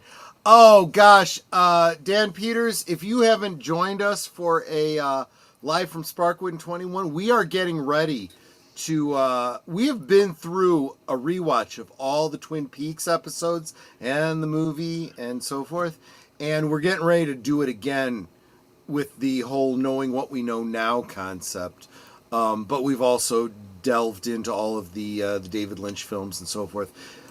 You should really join us for that if you are at all a Twin Peaks / David Lynch fan. A lot of fun. Really, really. Would love to see you around for that. Posted about the stream on Facebook, so I just gave Michael a reminder in case he's able to stop by. Don't bother him. I mean, I know he's a busy guy. He's got a lot of things he's working on, and I did find. So I'm done with my Jägermeister. I have moved on to apple pie moonshine. Apple pie moonshine. Maybe next Friday I will talk about the history of moonshine on Liquid Lunch. I had to go and tell him about So. Oh wait, never mind. That was me. Did I make it? This is very harvesty. This is very Thanksgiving. This is very seasonal. I like this. This is good stuff. Maybe next time I'll freeze it and make Applejack. Shh! Don't tell the government. Okay. Go ahead. So, this is we're going to do an abduction story. By the way, I have an abduction test before we start. Would you like me to read it to you? Go for it. Think you might have been abducted? Answer the following questions to find out if it's a possibility. Have you ever experienced missing or lost time? Yes. Okay. Yeah. But you know what? I blame the alcohol. No, I've had it just simply happen. Remember when I actually went to a doctor about it? Yeah, but you've had sleep issues. So it has nothing to do with sleep issues. I was concerned, my mother had dementia, and I was concerned that I was getting early onset dementia because I kept losing time. She's sharper than I am, folks. And the doctor apparently that I was referred to was an absolute flippin' quack, because I went to him for memory issues, just saying, I'm losing time. I will be driving, I blink, and suddenly we are much further away than I think we should be. Like, for an example, one of the examples I gave is, we'll be getting onto the expressway. I blink, we're suddenly getting off the expressway, which should have taken 30 minutes. I just call that zoning. I don't think about it. Well, I'm looking around when we're in the car. What this guy did, the nurse goes, I want you to remember these 3 words, and then forgot to ask me later what they were, which were apple, table, pencil, by the way. That's right. Yeah, I still remember after all these words, because she pissed me off by not asking me what they were. And after asking me all these questions about, okay, I'm going to give you some, like a short story. I want you to tell me what you remember. I'm going to give you these words. I want you to tell me what you remember. We'll show you these cards and tell me what you remember, all this sort of thing. He sends me a report, nothing to do with my memory or losing time, but tells me I am severely depressed and wants to put me on antidepressants. I'm like, yeah, that's I'm not when we depressed. realized that the medical community just wanted to put you on drugs. That's why I realized that particular doctor was an absolute freaking quack. So because Dan, I'm not depressed. I have never been depressed. Dan, maybe go check out my playlist on Live from Sparkwood and 21. There is an episode in there where Netter and I talked about our time in Snoqualmie, North Bend. We used to go on an almost annual basis to the Twin Peaks Festival that they held there. We got pictures up. We share all about it. Visited the filming locations. And then when I took Netter to visit her sister in San Diego, we drove up to Los Angeles to meet up with a friend from those fests who took us and showed us the different filming locations in the Los Angeles area. So yeah, good show if you're into Twin Peaks. Discovered Clobby. Oh, you guys are talking about clobbering times, guys. I can't. I'll start crying. I really will. I can't even engage on that right now. Let's get back to the aliens. There's 2 more questions. I'm not going to do the whole thing, okay? Do you have strong phobias or an eerie feeling of being watched? No, I don't give a shit if anyone's watching me. Are you prone to nosebleeds? Oh, no. Not since I was a kid, no. Okay. Do you have any unusual scars or marks with no possible explanation for how you received them? Dude, I broke my foot and I don't know how it happened. You say you don't know how it happened. See, now we're getting somewhere. Don't you remember that? Do you remember the TNG episode where they were all being abducted by those creatures? Yeah. And Riker they took his arm off and sewed it back on. Realized that it was off by a couple microns or whatever. Yeah. She's exactly. Well, according to my Dr. Crusher said, "Oh, it looks like someone took your arm off and sewed it back on." He's like, "What?" And then did they mess with Data as well? I don't remember now. Geordi they messed with. I think it was Geordi. It was Geordi and Worf. It was those 3, Riker, Geordi, and Worf. What was happening was they were literally abducting them from the ship. Honestly, you know what's funny about that? That whole storyline has a culmination in Star Trek Online. There's a lot of extraneous lore in Star Trek Online if you're into that kind of stuff. Robert's Infinite Realms, the movies about Travis Walton is good. Burning Skies. I have a poll up for the members right now. The members on this channel, which you can be a member of this channel for as little as $2 a month. So we do a movie every Monday night, and we have 3 movies. I think Burning Skies is one of them. Fire in the Skies. Oh, it was Fire in the Skies. Similar title, yeah. And but look, that's my abduction picture. What do you think? Huh? Okay. Yes. Anyway. Yes, Dan, I have pictures of our visit to Mount Si, and specifically the room where Laura is in Fire Walk with Me. So yeah. All right, man. So this was in Heber, Arizona. You want me to read it? Yes, go for it. The story, November 5th, 1975, it allegedly happened to Travis Walton, and it remains one of the most infamous UFO abduction stories of all time. The case was made famous in the movie Fire in the Sky. According to accounts described in several UFO reference encyclopedias, including the highly regarded The UFO Book by UFO researcher Jerome Clark, this is what happened. Walton and 6 other forestry workers were heading home in a small truck when they supposedly saw a glowing object shaped like 2 pie pans hovering above a clearing. Walton left the truck to investigate. To the horror of his co-workers, he was allegedly struck with a blue and green beam of light from the craft. They reported watching as the light picked Walton up and threw him back on the ground. The driver was frightened and sped away. When they returned several minutes later, Walton had seemingly vanished. A police investigation and a massive search followed. Some thought that the men had murdered Walton and were using the UFO story as a cover They took lie detector tests and passed.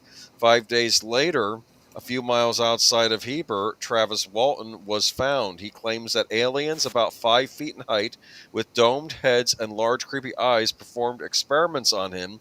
He claimed to have seen other apparently more humanoid creatures who led him around but would not speak to him. Walton says that he could see stars around the exterior of the craft. Look at that. Oh my God, it's full of stars. You got that reference, okay. What do you think, though, huh? Yes, it's 2010, yes. Anyway, I don't know. The year we made contact. I actually went to see that film on a school trip. I like that movie. I know people say, oh, it's not 2001. Yeah, whatever. I still enjoy it. No, it's not. It's a sequel. It's a continuation. Get over it. I liked how not Yakov Smirnoff, but I kept calling the Russian guy Yakov Smirnoff. When I kept getting the American sayings wrong. He's like, easy as cake. And he goes, no, it's easy as pie. Easy as pie. Yes, I remember that. I remember that. Look, idioms are hard. And especially when you're from another country, yes. Well, but even when you know the idioms, it's funny because it's like pie, cake, what's the difference? I get it, you know? So alien abductions stories, you believe in them, man? I mean, come on. I mean, this is like I said, we call them alien abductions now. They used to have stories of abductions, right? Involving fairies before. So I don't care if it's aliens or fairies or demons. Every culture has a story like this. I don't know if there's some archetype involved or if it's just a different way of interpreting reality. Just saying. Something to think about. I don't know, man. Dude, are you playing the Blake 7 game during last call? What the hell's going on here? I don't know what you guys are doing. Come to think of it, I did have a mark on my body I have no explanation for. I assumed a wasp or something stung me in my sleep, but it's never really gone away. It's interesting because marks like that, they used to see as an indicator that you were a witch. Well... Just saying. Right. We're getting into creepy season, and we'll start talking about some of that lore. Maybe we'll have to talk about witchcraft at some point. I know werewolves are on the docket too at some point. Spoiler. Werewolves of Chicago. I like that video, the Warren Zevon video for that. That's neat. Anyway, I haven't seen it. I'll have to check that out. It's not perfect because it's kind of cheesy. It's a 70s video. I enjoyed it. My experience with that song starts with, and this is sad because it's a classic rock song, but my experience with that song starts with The Color of Money. When I was in college, I was going to DePaul University and in Lincoln Park, and just down the street from the campus was a pool hall where they filmed a portion of The Color of Money with Tom Cruise. Specifically the scene where he's playing pool to the song by Warren Zevon, Werewolves of London. You know, and he's doing the tricks with the stick, and his hair was perfect. And that was my first experience with the song, you know? So, anyway, kind of getting off topic. Sorry about that. All right. But should I move on? Anything left to say? Yeah. Go ahead.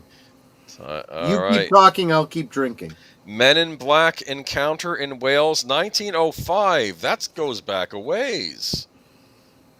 So let me read from that. So this concept of the Men in Black, which I think many of us in the U.S. assumed were like Secret Service, CIA, Black Ops here in the United States. Black Ops people saying, maybe it's not. Yeah. This is the first reported sighting, according to the UFO FAQ by a book by David J. Hogan. All right. So this is those dapper men in black. Black, this color, often described as the absence of color, connotes authority, competence, and sophistication. But over the centuries, black has also been the color of criminality, evil, fright, and death. Black Mass, Black Widow. Black I would also argue it is a symbolism of secrecy and hiding in Yes. the shadows. There you go. Crimes, Black Hand Society, blackmail, the driver's hazard called black ice, blacklist and black market, black ops. Okay. The last refers to military intelligence operators built around secrecy. Anyone caught in the crosshairs of black ops missions are designated targets, or as someone who has revealed the operation workings can expect dire consequences.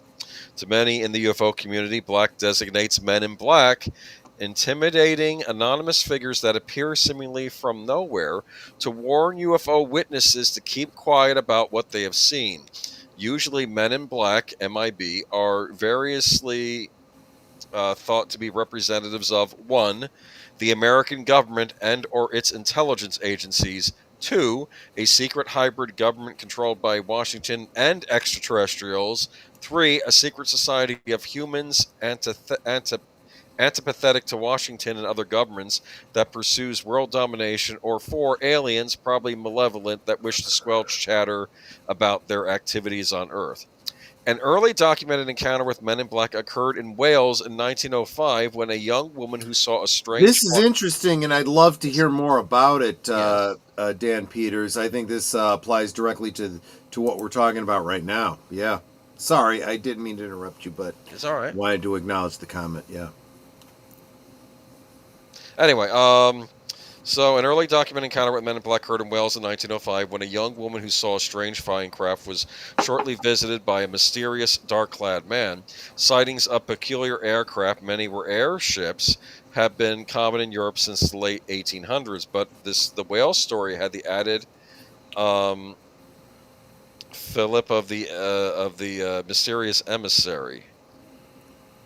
I don't know what that means. Okay. A local newspaper, the Barmouth Advertiser, reported, in the neighborhood dwells an exceptionally intelligent young woman of the peasant stock whose bedroom has been visited 3 nights in succession by a man dressed in black.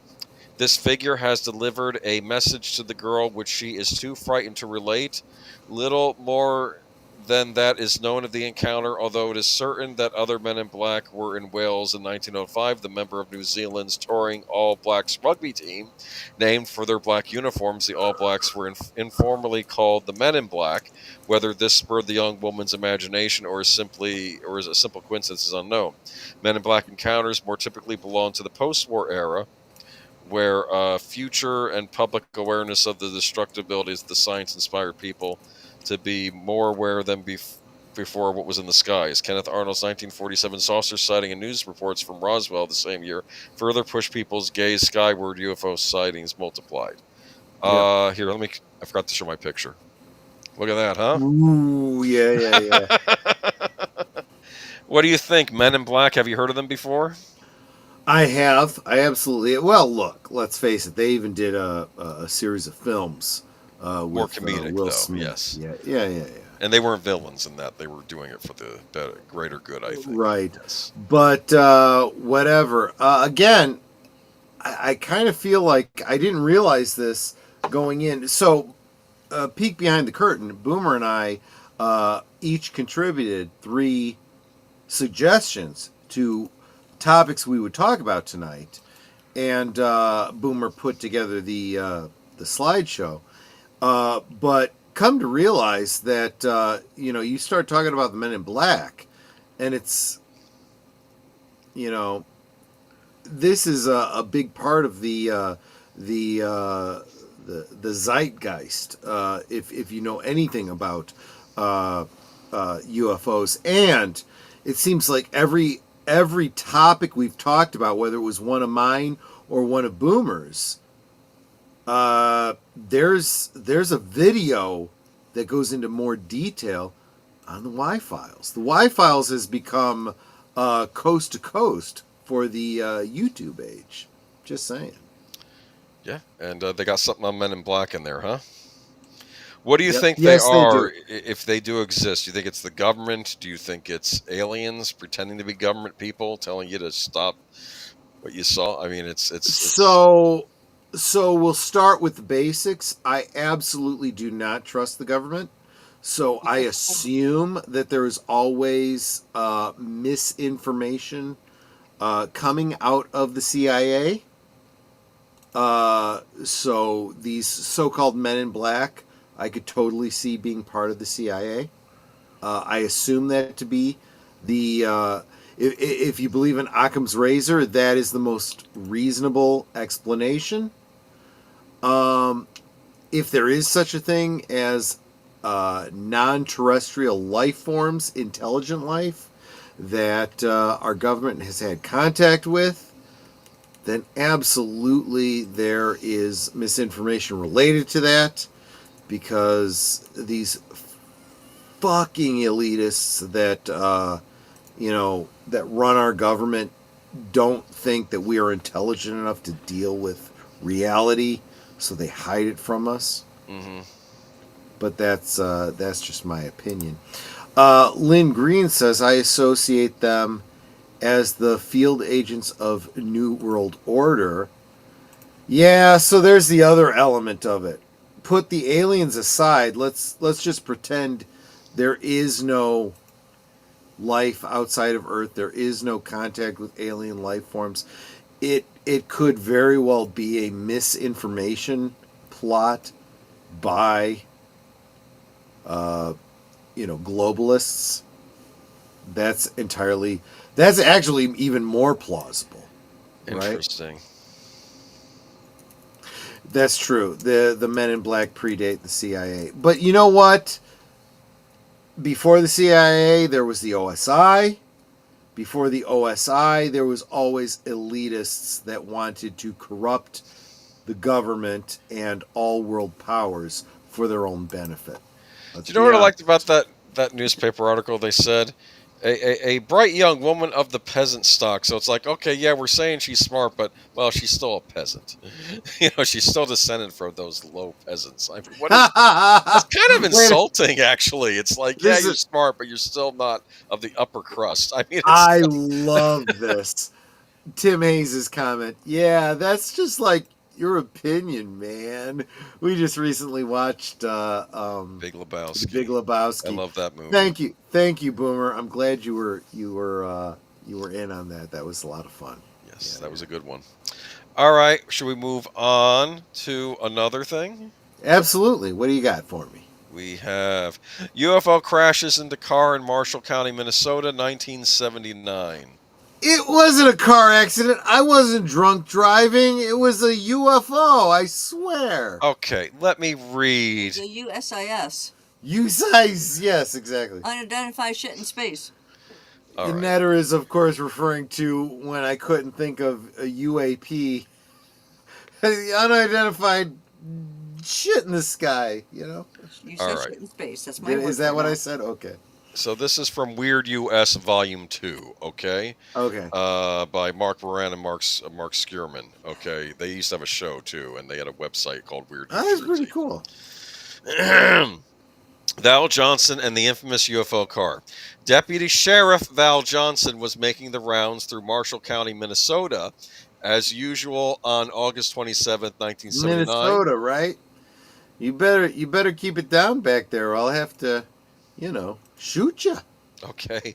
Anyway, but that night's events wound up being far from routine. In fact, they made headline news and even now remain hotly debated because Val Johnson ended up in the hospital, his car strangely damaged, and after what he describes as a face-to-face run-in with a UFO. At 1:40 a.m., Johnson saw a bright light among the trees to his south. He sped along Highway 220, hoping to get to the light while it was still visible, believing it might be a crash light aircraft used by smugglers along the Canadian border, like Jean Renault or something like that. Yeah. Okay. We're going back to Twin Peaks here, folks. There you go. But before he could get to it, the light came to him. Wait a minute, Boomer. Side note. Did you see all of Twin Peaks when we started Live from Sparkling? Yes. 21? Oh, okay. Yes. Fair enough. I had, but I had not watched it all together. I watched the original series a couple times in the 90s, and I just jumped into the return without having watched the original series for a while, so I felt it was good to watch it all together. Anyway. Okay. That's fair. But before he could get to it, the light came at him. It rose up from the trees nearly a mile away and bathed his car in light in a matter of seconds. Before Johnson could even comprehend what was happening, he heard the sound of smashing glass. That was the last he remembered of the incident itself. The rest of his recollections took place only after he woke up. At 2:19 a.m., Johnson awoke, disorientated and far away from where he left off. He was now facing east and was on the other side of the highway, close to 1,000 feet where he had been. He was in a state of shock, with his eyes burned and covered in a strange pink film. But the clock inside his car and his wristwatch were now exactly 14 minutes off from the actual time, and they had been accurate before the incident. Johnson was immediately taken to a local hospital where he was treated for burns and sent home. Johnson's car was severely damaged, and is preserved at the Marshall County Historical Museum, where it is referred to as the UFO car. A crack runs from the top of the windshield vertically down to the bottom. Along the crack, 4 impact points appear, as if small objects had been launched at the car. A strange small circular imprint was left on the hood. Both radio antenna front and back are bent at 60-degree angles. The bulk of the damage seemed to be intently focused around the driver's side of the car. An engineer from Ford who inspected the car said he had seen nothing like it. In his estimation, it appeared that something had impacted the outside of the car at the same instant a force had been generated from within. Val Johnson described the incident like this: "I was rendered either unconscious, neutralized, or unknowing for a period of approximately 39 minutes. From the point of intersection, my police vehicle proceeded south in a straight line 854 feet, at which point the brakes were engaged by forces unknown to myself, as I do not remember doing this, and I left about approximately 99 feet of black marks on the highway before coming to rest sideways on the road with the grill of my hood facing in the easterly direction. At 2:19 a.m., I radioed a 1088 officer needs assistance to my dispatcher in Warren. UFO investigators immediately traveled to the scene. Their excitement over the strange event helped fuel it further into the national spotlight. Val Johnson appeared on Good Morning America alongside a UFO researcher. Skeptics immediately began rallying against Johnson's case. It had become one of the most controversial UFO sightings in American history and was one of the core issues at a debate on the subject at the Smithsonian Institution. Yeah. Many have claimed that Val Johnson was a known practical joker, so the incident could be nothing more than a joke that spiraled out of control. But believers counter that Johnson's eyes were burned and no practical joker would put his own eyesight on the line for kicks.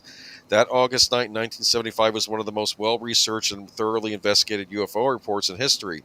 While it may be impossible to discern for sure whether the incident was a genuine phenomenon or simply an elaborate hoax, there's one thing that isn't up for debate. Something strange happened in Minnesota in August of 1979, and whatever it was has resonated for decades with all who have encountered it. What do you think? So I gotta imagine this from the aliens' point of view. Can you imagine if they have some sort of a prime directive where, they have a law against interacting with, humans and, lower life forms and stuff, and they're constantly crashing into shit, and they're like, oh God, we are so fucked, I mean, I don't know. That's my take on it. Well, like the aliens in that heavy metal movie that were doing whatever that right, powdery substance was, and then they crash into the space station. Absolutely, yes. Absolutely. I'm telling you, man. Look at that, though. Crashing right in the police car. I don't know. And you can totally see the aliens like, oh, it's our fucking luck, right? What if it's the teenagers out for joyride? We ran into the friggin' local constabulary. There's like 1,000 cars out there, but we had to run into a police car, damn it. See, if it was just some trucker or something, they could just say, oh, he's just a nutter, but, now it's a police officer. Yeah, he's all hopped up on amphetamines trying to drive through the night, damn it. What do you think, man? Do you think it's true? I believe that every story that we talk about, there's got to be at least a kernel of truth. Kernel of truth there. May not be aliens. It may not be what they're describing, but there's something there. Right? I don't know, man. I don't know. I like this story. This was my favorites because it's not Lynn typical. You says think teasers. Screw teasers. I want friggin' spoilers, damn it. typically in these stories, it's someone going to the police say, "I saw a UFO." Oh, you're a nutter, and they don't believe them. But this is the police officer is the one that gets hit by. Honestly, I UFO. believe. So I've seen a lot of stories, and I didn't choose one as a topic to talk about tonight. But I've seen a lot of stories where the police are in on it, they've seen it or whatever, and they're like, I don't want to do a fucking report on this. This is bullshit. We didn't see it. You're drunk. Screw it all. I don't know, man. Okay. Want to go to the next one, or you want to read some comments? He's all gooped up on the gob. Don't listen to that bastard. Absolutely. Douglas Adam used to say UFO sightings were all teenage aliens with the first ship buzzing a planet and wasn't doing space travel yet. Yeah. Well, before you go into space, these people are too fucking primitive to know what the fuck we are. Let's scare the shit out of them. Yeah, exactly. All right. You have another one? Yeah, let's go for it, man. This is our final one of the night, but I figured we'd save the big one of the big ones for last. You've got 8 minutes before you got to go because I mean I can hang out a little later, but yeah, I do have to get up in the morning. That's on you. If you wake up tired tomorrow, that's early your day. fault, Area 51. We got to talk a little bit about Area 51. We'll have to do a bigger talk about Area 51. I believe this is an actual photo from Area 51. I'll explain to you why the AI had real trouble making a simple, stupid sign for Area 51. Really? Wow, that's interesting. It did not cooperate. I even said, guys, keep in mind, and this came up very recently, Area 51 is absolutely a military installation. There are signs like this all over the place. They will shoot on fucking sight. There's barbed wire there. Yes. I mean, Stay the fuck out. At the very bare minimum, it's a skunk work for them to test their experimental planes and shit that nobody has any business knowing about. Right, that's keeping the aliens out of it. It's national security, and they'll shoot your ass. So, I get a question. Yeah. Yes. If there's an Area 51, is there an Area 1 through 50? One has to assume. But like I said, they don't talk about them. I have heard there is an actual Area 52. Okay. Where they have moved some of their skunk works to because Area 51 has become such a public attention focus. So this is in Nevada. This story hails from 1989. Okay, so in 1989, the facility became notorious for UFO conspiracy and cover-up when a highly Booger, no, we didn't. I don't think we got to that one.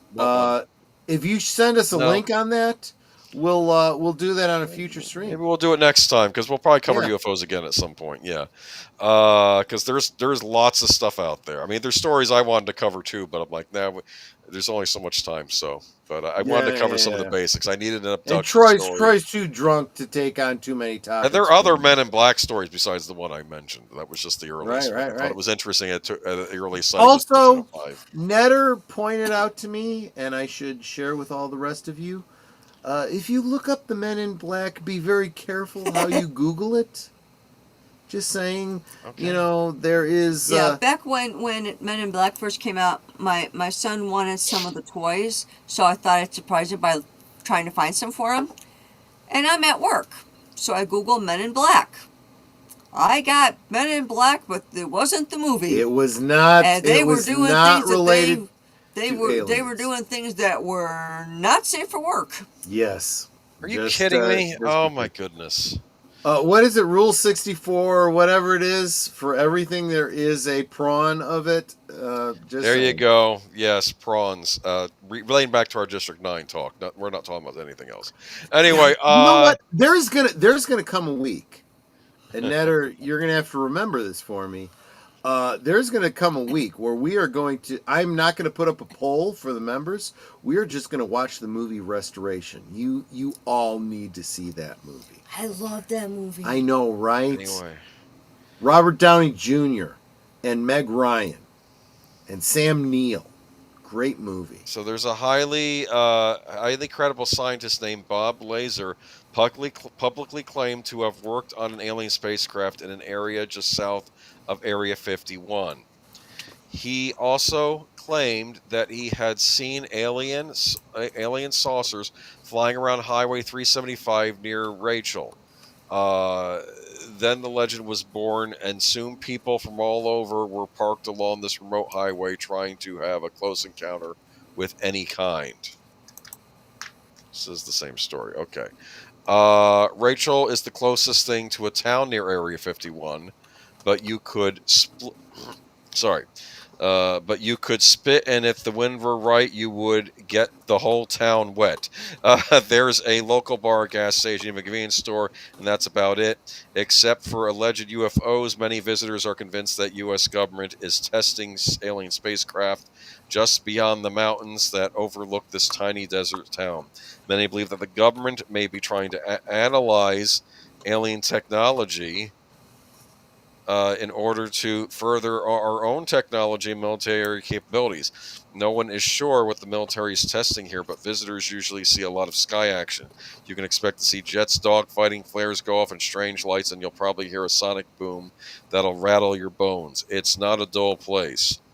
This is from UFO Radio Today. I can read this little segment if you'd like. Yeah, absolutely. From the highest desert and the great American Southwest, this is Art Bell. Yep.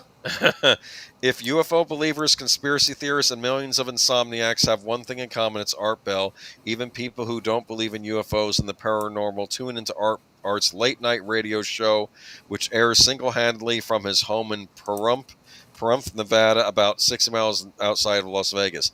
Just who is this guy? That's a difficult to answer as it is to classify his curious eclectic show, which blends current events, science, and the paranormal into one big entertaining and informative soup of ideas. Where else can you hear live guests and callers discuss an update on the Dow Jones, pander possible alien autopsy cover-ups, learn about the discovery of new distant quasars, relive a shark attack, and explore the topic of spontaneous human combustion? We got to talk about that someday. Although mostly conservative, Art has more moderate views on some issues, and he holds little back. His fans appreciate his no-nonsense attitude, but know that he's no ordinary talk show mortal. According to his biography, found on his extensive website, by the age of 13, Art was a news junkie, FCC licensed radio technician. Years later, as a young airman, he and his friend built a bootleg radio station on the Amarillo Air Force Base and secretly broadcast rock and roll music. As a civilian DJ, Art made the Guinness Book of World Records for a 116-hour and 15-minute solo broadcast marathon. He later chartered a plane to Vietnam and rescued Vietnamese orphans stranded in Saigon after a year. Art has been doing his coast-to-coast weeknights from 10 p.m., 9 to 3 a.m. post-Standard Time show, Dreamland, for over 14 years now, and still growing in popularity, as evident by the 400-plus stations that carry his nightly show. Just how you remember that? Yeah, I just wanted to. Is that still a thing? Yes, and there was a lot of overlap between all of that lore and what we were talking about on Live from Spark 121 regarding Twin Peaks. So yes, just saying. Figured I'd give a shout out to Art Bell since he's writing that chapter. Absolutely. But I remember that Coast to Coast, right? Yeah. And the folks over at the Y-Files have also cited Art Bell as being a huge inspiration for them. So they're like Art Bell, the next generation, basically. Kinda. Right? Yeah. No. Absolutely. So anyway, this is what I put in the Chat GTP. Not Chat GTP, Canva. You made this off Canva. This is one of the ones that popped up. Area Fat. What is that? It's when I told it make a sign for Area 51. I did this over and over again. That was the most ridiculous. Let me give you folks a suggestion. If you are right quotes, if you are doing anything with AI and you want like when I said Jägermeister and I wanted it to appear on the bottle, make sure you put Jägermeister in quotes so it knows. Okay, I got to get this spelling correct. Oh, Dan Peter's going to go cook some stuffed peppers. That sounds delicious. Oh, is that okay? So my mom used to make stuffed peppers. She used to use green bell peppers. She would fill them with a mixture of ground beef and white rice, with mixed with spaghetti sauce. No onions or garlic. Never thought of those, What's but wrong with that's her? actually not a bad idea. Alexa, add green peppers to the shopping list. Green peppers added. Yeah, we'll Add garlic. Alexa, add garlic to the shopping list. Garlic added. We've actually got some garlic we haven't used yet. We got Yeah, but I'm afraid it's really, really old and we gotta throw it away. Pop culture minefield. There you go, guys. Thank you.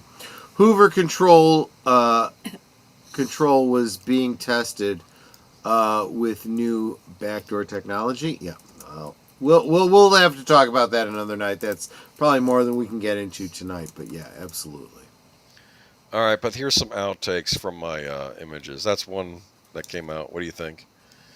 So it's a UFO kind of grabbing a hold of a Huey. Yeah, basically. Yeah. These are some of the ones that didn't make it. That's another one for the African one. That's actually weird. It looks like some sort of a weird building. Yeah. Yeah. This was another weird one for the. I didn't like that one. It's this flying saucers attack. Zimbabwe. Wakanda. Okay. Yeah, I was going to say Wakanda, but okay, maybe, yeah. All right. That's another Roswell crash. I just didn't pick that because I don't know. That was okay another too. Roswell but I figured I'd go. I dig that one. Yeah. This another one. Look at that ship, huh? Isn't that weird? Collecting somebody in the middle of the night. Yeah, I dig it. There's another Same one. thing there, They didn't get it right. I wanted them floating in the air. I kept the what? Okay, no. I had to keep redoing it. That's another one I didn't care for. It's from the ground. But the light is on the wrong side. It should be up in the sky. It took me a while. This one wasn't bad. I almost went with this. That's a good one. That's a good one. I can see that one. Yeah, that one almost made it, but I think I like the other one better. No, I like what Lynn said about that previous picture. Zimbabwe Space Needle. Yeah, kind of. Yeah. That's what it looked like. Yeah. Men in Black. Men in Black. I see that. Yeah. Sure. That one isn't bad, but I've decided no. Okay. Yeah. And that one isn't bad too. That's actually a really, really good one. I almost went with that one, but I decided. Unfortunately, though, that picture kind of solidifies a particular theory on what the Men in Black are, and whereas the other one was more nondescript. That's why I dig it. I dig it. I see what you're getting at. Yeah. Let's see here. That's another one for the UFO car. Actually, save that one. I can see that one being used in the future. Well, maybe put in the for a different article. Yeah. I'll save it anyway. There we go. But that's it. That's it for UFOs for tonight. But maybe we'll cover this subject in the future. We have just gotten past the 11 o'clock mark in the Central Time Zone. That's past midnight for Boomer, and he has to work tomorrow. So we should probably wrap this up. Guys, I want to thank you all for those of you that hung out with me this long. Let me refresh my YouTube page. I want to see. It's currently saying that there's 11 of you watching. Please hit that like button. Please, if you haven't previously, hit that subscribe button. I'm trying desperately to get my subscriber numbers up. I'm really trying to make this whole YouTube thing work. If you liked what we did here tonight and you want to see it on a regular basis, anything you can do to encourage me to keep going, I need you guys to do that. Boomer, so you're working tomorrow. Yeah. So what have you got coming up? You've got Geeky Geezers. Geeky Geezers on Sunday. You'll be my co-host there, and you want to check that out. We are going to be talking about a new cinematic universe. Just a spoiler, if you're a fan of Knight Rider, you may want to tune in. We're going to talk a bit about that. It might tie into the cinematic universe. I'm actually excited. It's the Cobra Kai people. They're cooking up something. Now they did a great job with Cobra Kai. I think they have a great vision.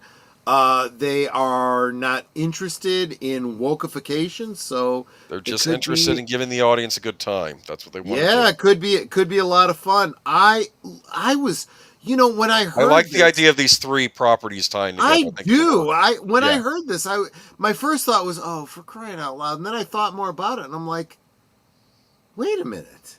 This kind of works. The whole AI thing too, maybe Yeah, tying together. yeah. Yes, I think it can work, and I'm on board. And I know I'm just going to spoil a little bit. I know they're trying to get the Bionic Man off for a while. They're trying to get I'll that bet you project off the dollars ground. to donuts they go for the $6 billion man. $6 billion man. They And have then- to. Inflation, guys. And then Airwolf, big fan of Airwolf. So it's all Yeah. 3 of these things. I'm on board. I want to see these movies. I want them now. I don't want to wait on them. Okay, it's like there's enough junk from Hollywood coming out right now. Guys, that I want to see. I want to before you go, Dan. Before anyone leaves, thank you very much. Deleted Scenes. Please subscribe to Agent Boomer. He is criminally undersubbed, and I desperately want to get him monetized by 2026. We need to do that. So please subscribe to Boomer's channel. Here, okay? I can drop a link. He to is my channel a in chat. big part of the lifeblood behind this channel.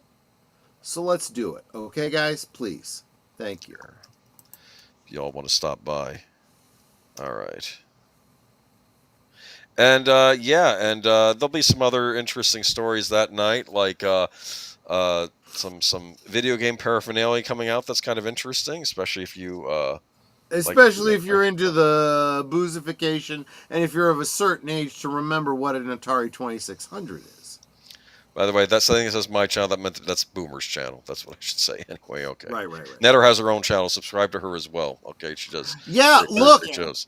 Check out the description below because all the links are there. Yeah. Everybody who's here in the panel has a channel that you should be subscribing to, and all of the people that support this channel through being producers, i.e. members of the channel, their links are below as well. Please, together we grow. So please subscribe to everyone below. And let's see. And then Saturday night, tomorrow, what do you got coming up? You have the So Saturday night, we're over on Big Al Presents Films with Friends, 9 Central. We will be watching Pride and Prejudice and Zombies. It is way better than you think. Come join us. The zombie element actually it's not works. Hidden Figures? No, that was last Oh, week. that was last week. Okay, gotcha. Okay. Pride and Prejudice and Zombies. Gotcha. It's got zombies in it? It does have zombies. And love interests? Yes. Okay. What is it, Mr. Darby? Yes, it's got Mr. Darby in it.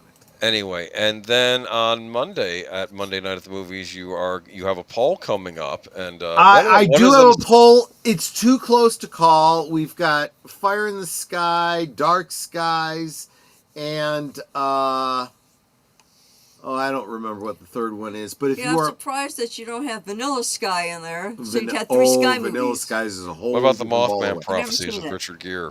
No, didn't have that one. But if you are a member of the channel, you can vote in that poll to decide what movie we will be watching in the members only Members Night at the Movies on Monday. It's $2 a month to join as a member of my channel and keep us running. So please consider And you it. get 4 movies a month for that. Where else can you get 4 Yeah, movies next for week $2? I'm probably going to do a movie that is still in theaters. Imagine that. I don't know how that's possible. Just saying. Oh, yes. Signs was the third movie. Yeah. Thank you so much. He's a VIP member, so he keeps up on all this stuff. So that's Monday, Tuesday. Well, you guys saw the promos. You guys know what's coming up this week. If you have a YouTube channel that you are trying to promote, reach out to Netter's Network. She's got a Thursday stream where you can promote your channel. Just reach out to her and talk to her, and we can make that happen for you. Or if you're just really excited about a thing, whatever the thing may be. We're looking at you, Mark, and your yeah, Mark. I still need to get you on my channel so you can show off your trains. Yeah. And We want to see your train layout. So if there's something like you got this hobby that you're really excited about, let me know. Let's get you on so you can show it off. Let's get other people excited about it. Just keep in mind, moonshine is not illegal if you pay the government. Yeah, he got his bennies. Yep.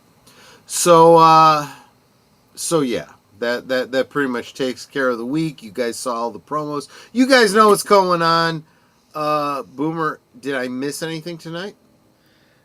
No, I think we're good. And like I said, tune in for Sparkwood in 21, the Blake 7 show, Netter's Thursdays things, and then we'll be back here on next Friday. Yeah, Shudder. I am not a big proponent of streaming services, but Shudder is one of the good ones. Everything they put that is a Shudder exclusive, they put out on DVD. So it's that's a streaming service I can get behind. Just saying. Netter, any last thoughts? Any last words before I drunkenly end this stream? You guys are Osmo. Thank you so much for being a part of our family. We appreciate you all so very much. My words do not do justice for how much we love you guys. She's been drinking tonight too.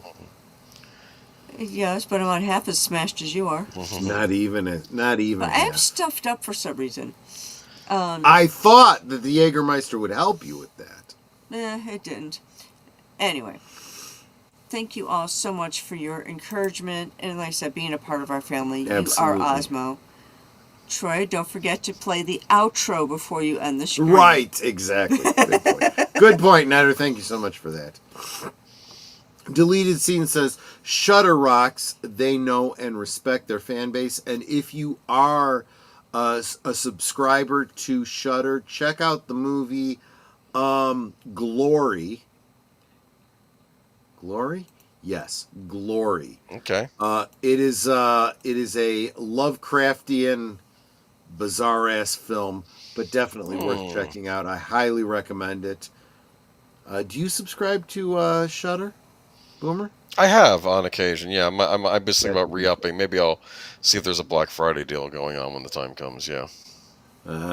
Black Friday. We'll have to have a Black Friday special stream we'll talk about. We should do that. We should. Remind me, because I'm pretty blotto right now. Yes. Boomer, was there anything that I missed that I needed to cover? No, I think we got everything. Like I said, just tune in to our channels during the week. You'll see all sorts of fun stuff going on. And guys, at least hit that subscribe button. Yeah. And Troy shows up on other people's channels too. So yeah, I'm doing my best to get out there and promote myself as much as possible because I'm trying to make this YouTube thing work. Netter, any last thoughts? Any last words? I just said them, dear. Yes, you did. Hit your outro. Say goodnight. Well, say goodnight. Hit your outro. That's my bouncer, keeping me in line, guys. Thank you so much for hanging out with us tonight. I am blotto. That's what happens.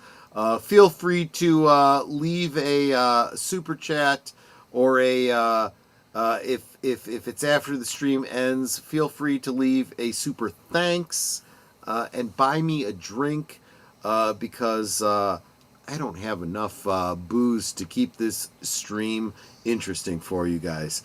Anyway, guys, just playing around. Have a great one. This is the intro to the weekend, and I hope you have a wonderful weekend. Looking forward to hanging out with you on the next stream. You guys take care, and again, salute. Take care. Bye-bye. Good night, ladies. Good night, sir. Hit it, sweetheart.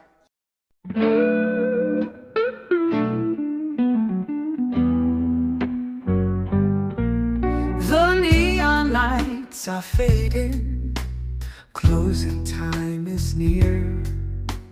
Whispers in the corners, secrets shared sincere. The bartender's polishing the final glass, Time slips away like moving through the grass. Last call for alcohol, make your dreams come true. One more round, friends, from me and you. Let's toast to the night, to the stories we've spun. Here's to the laughter and to what's begun. The shadows are dancing as we linger still. Every clink of a glass, a memory to distill. Beneath this smoky haze, our feelings they unfurl. A tapestry of whispers in this corner of the world.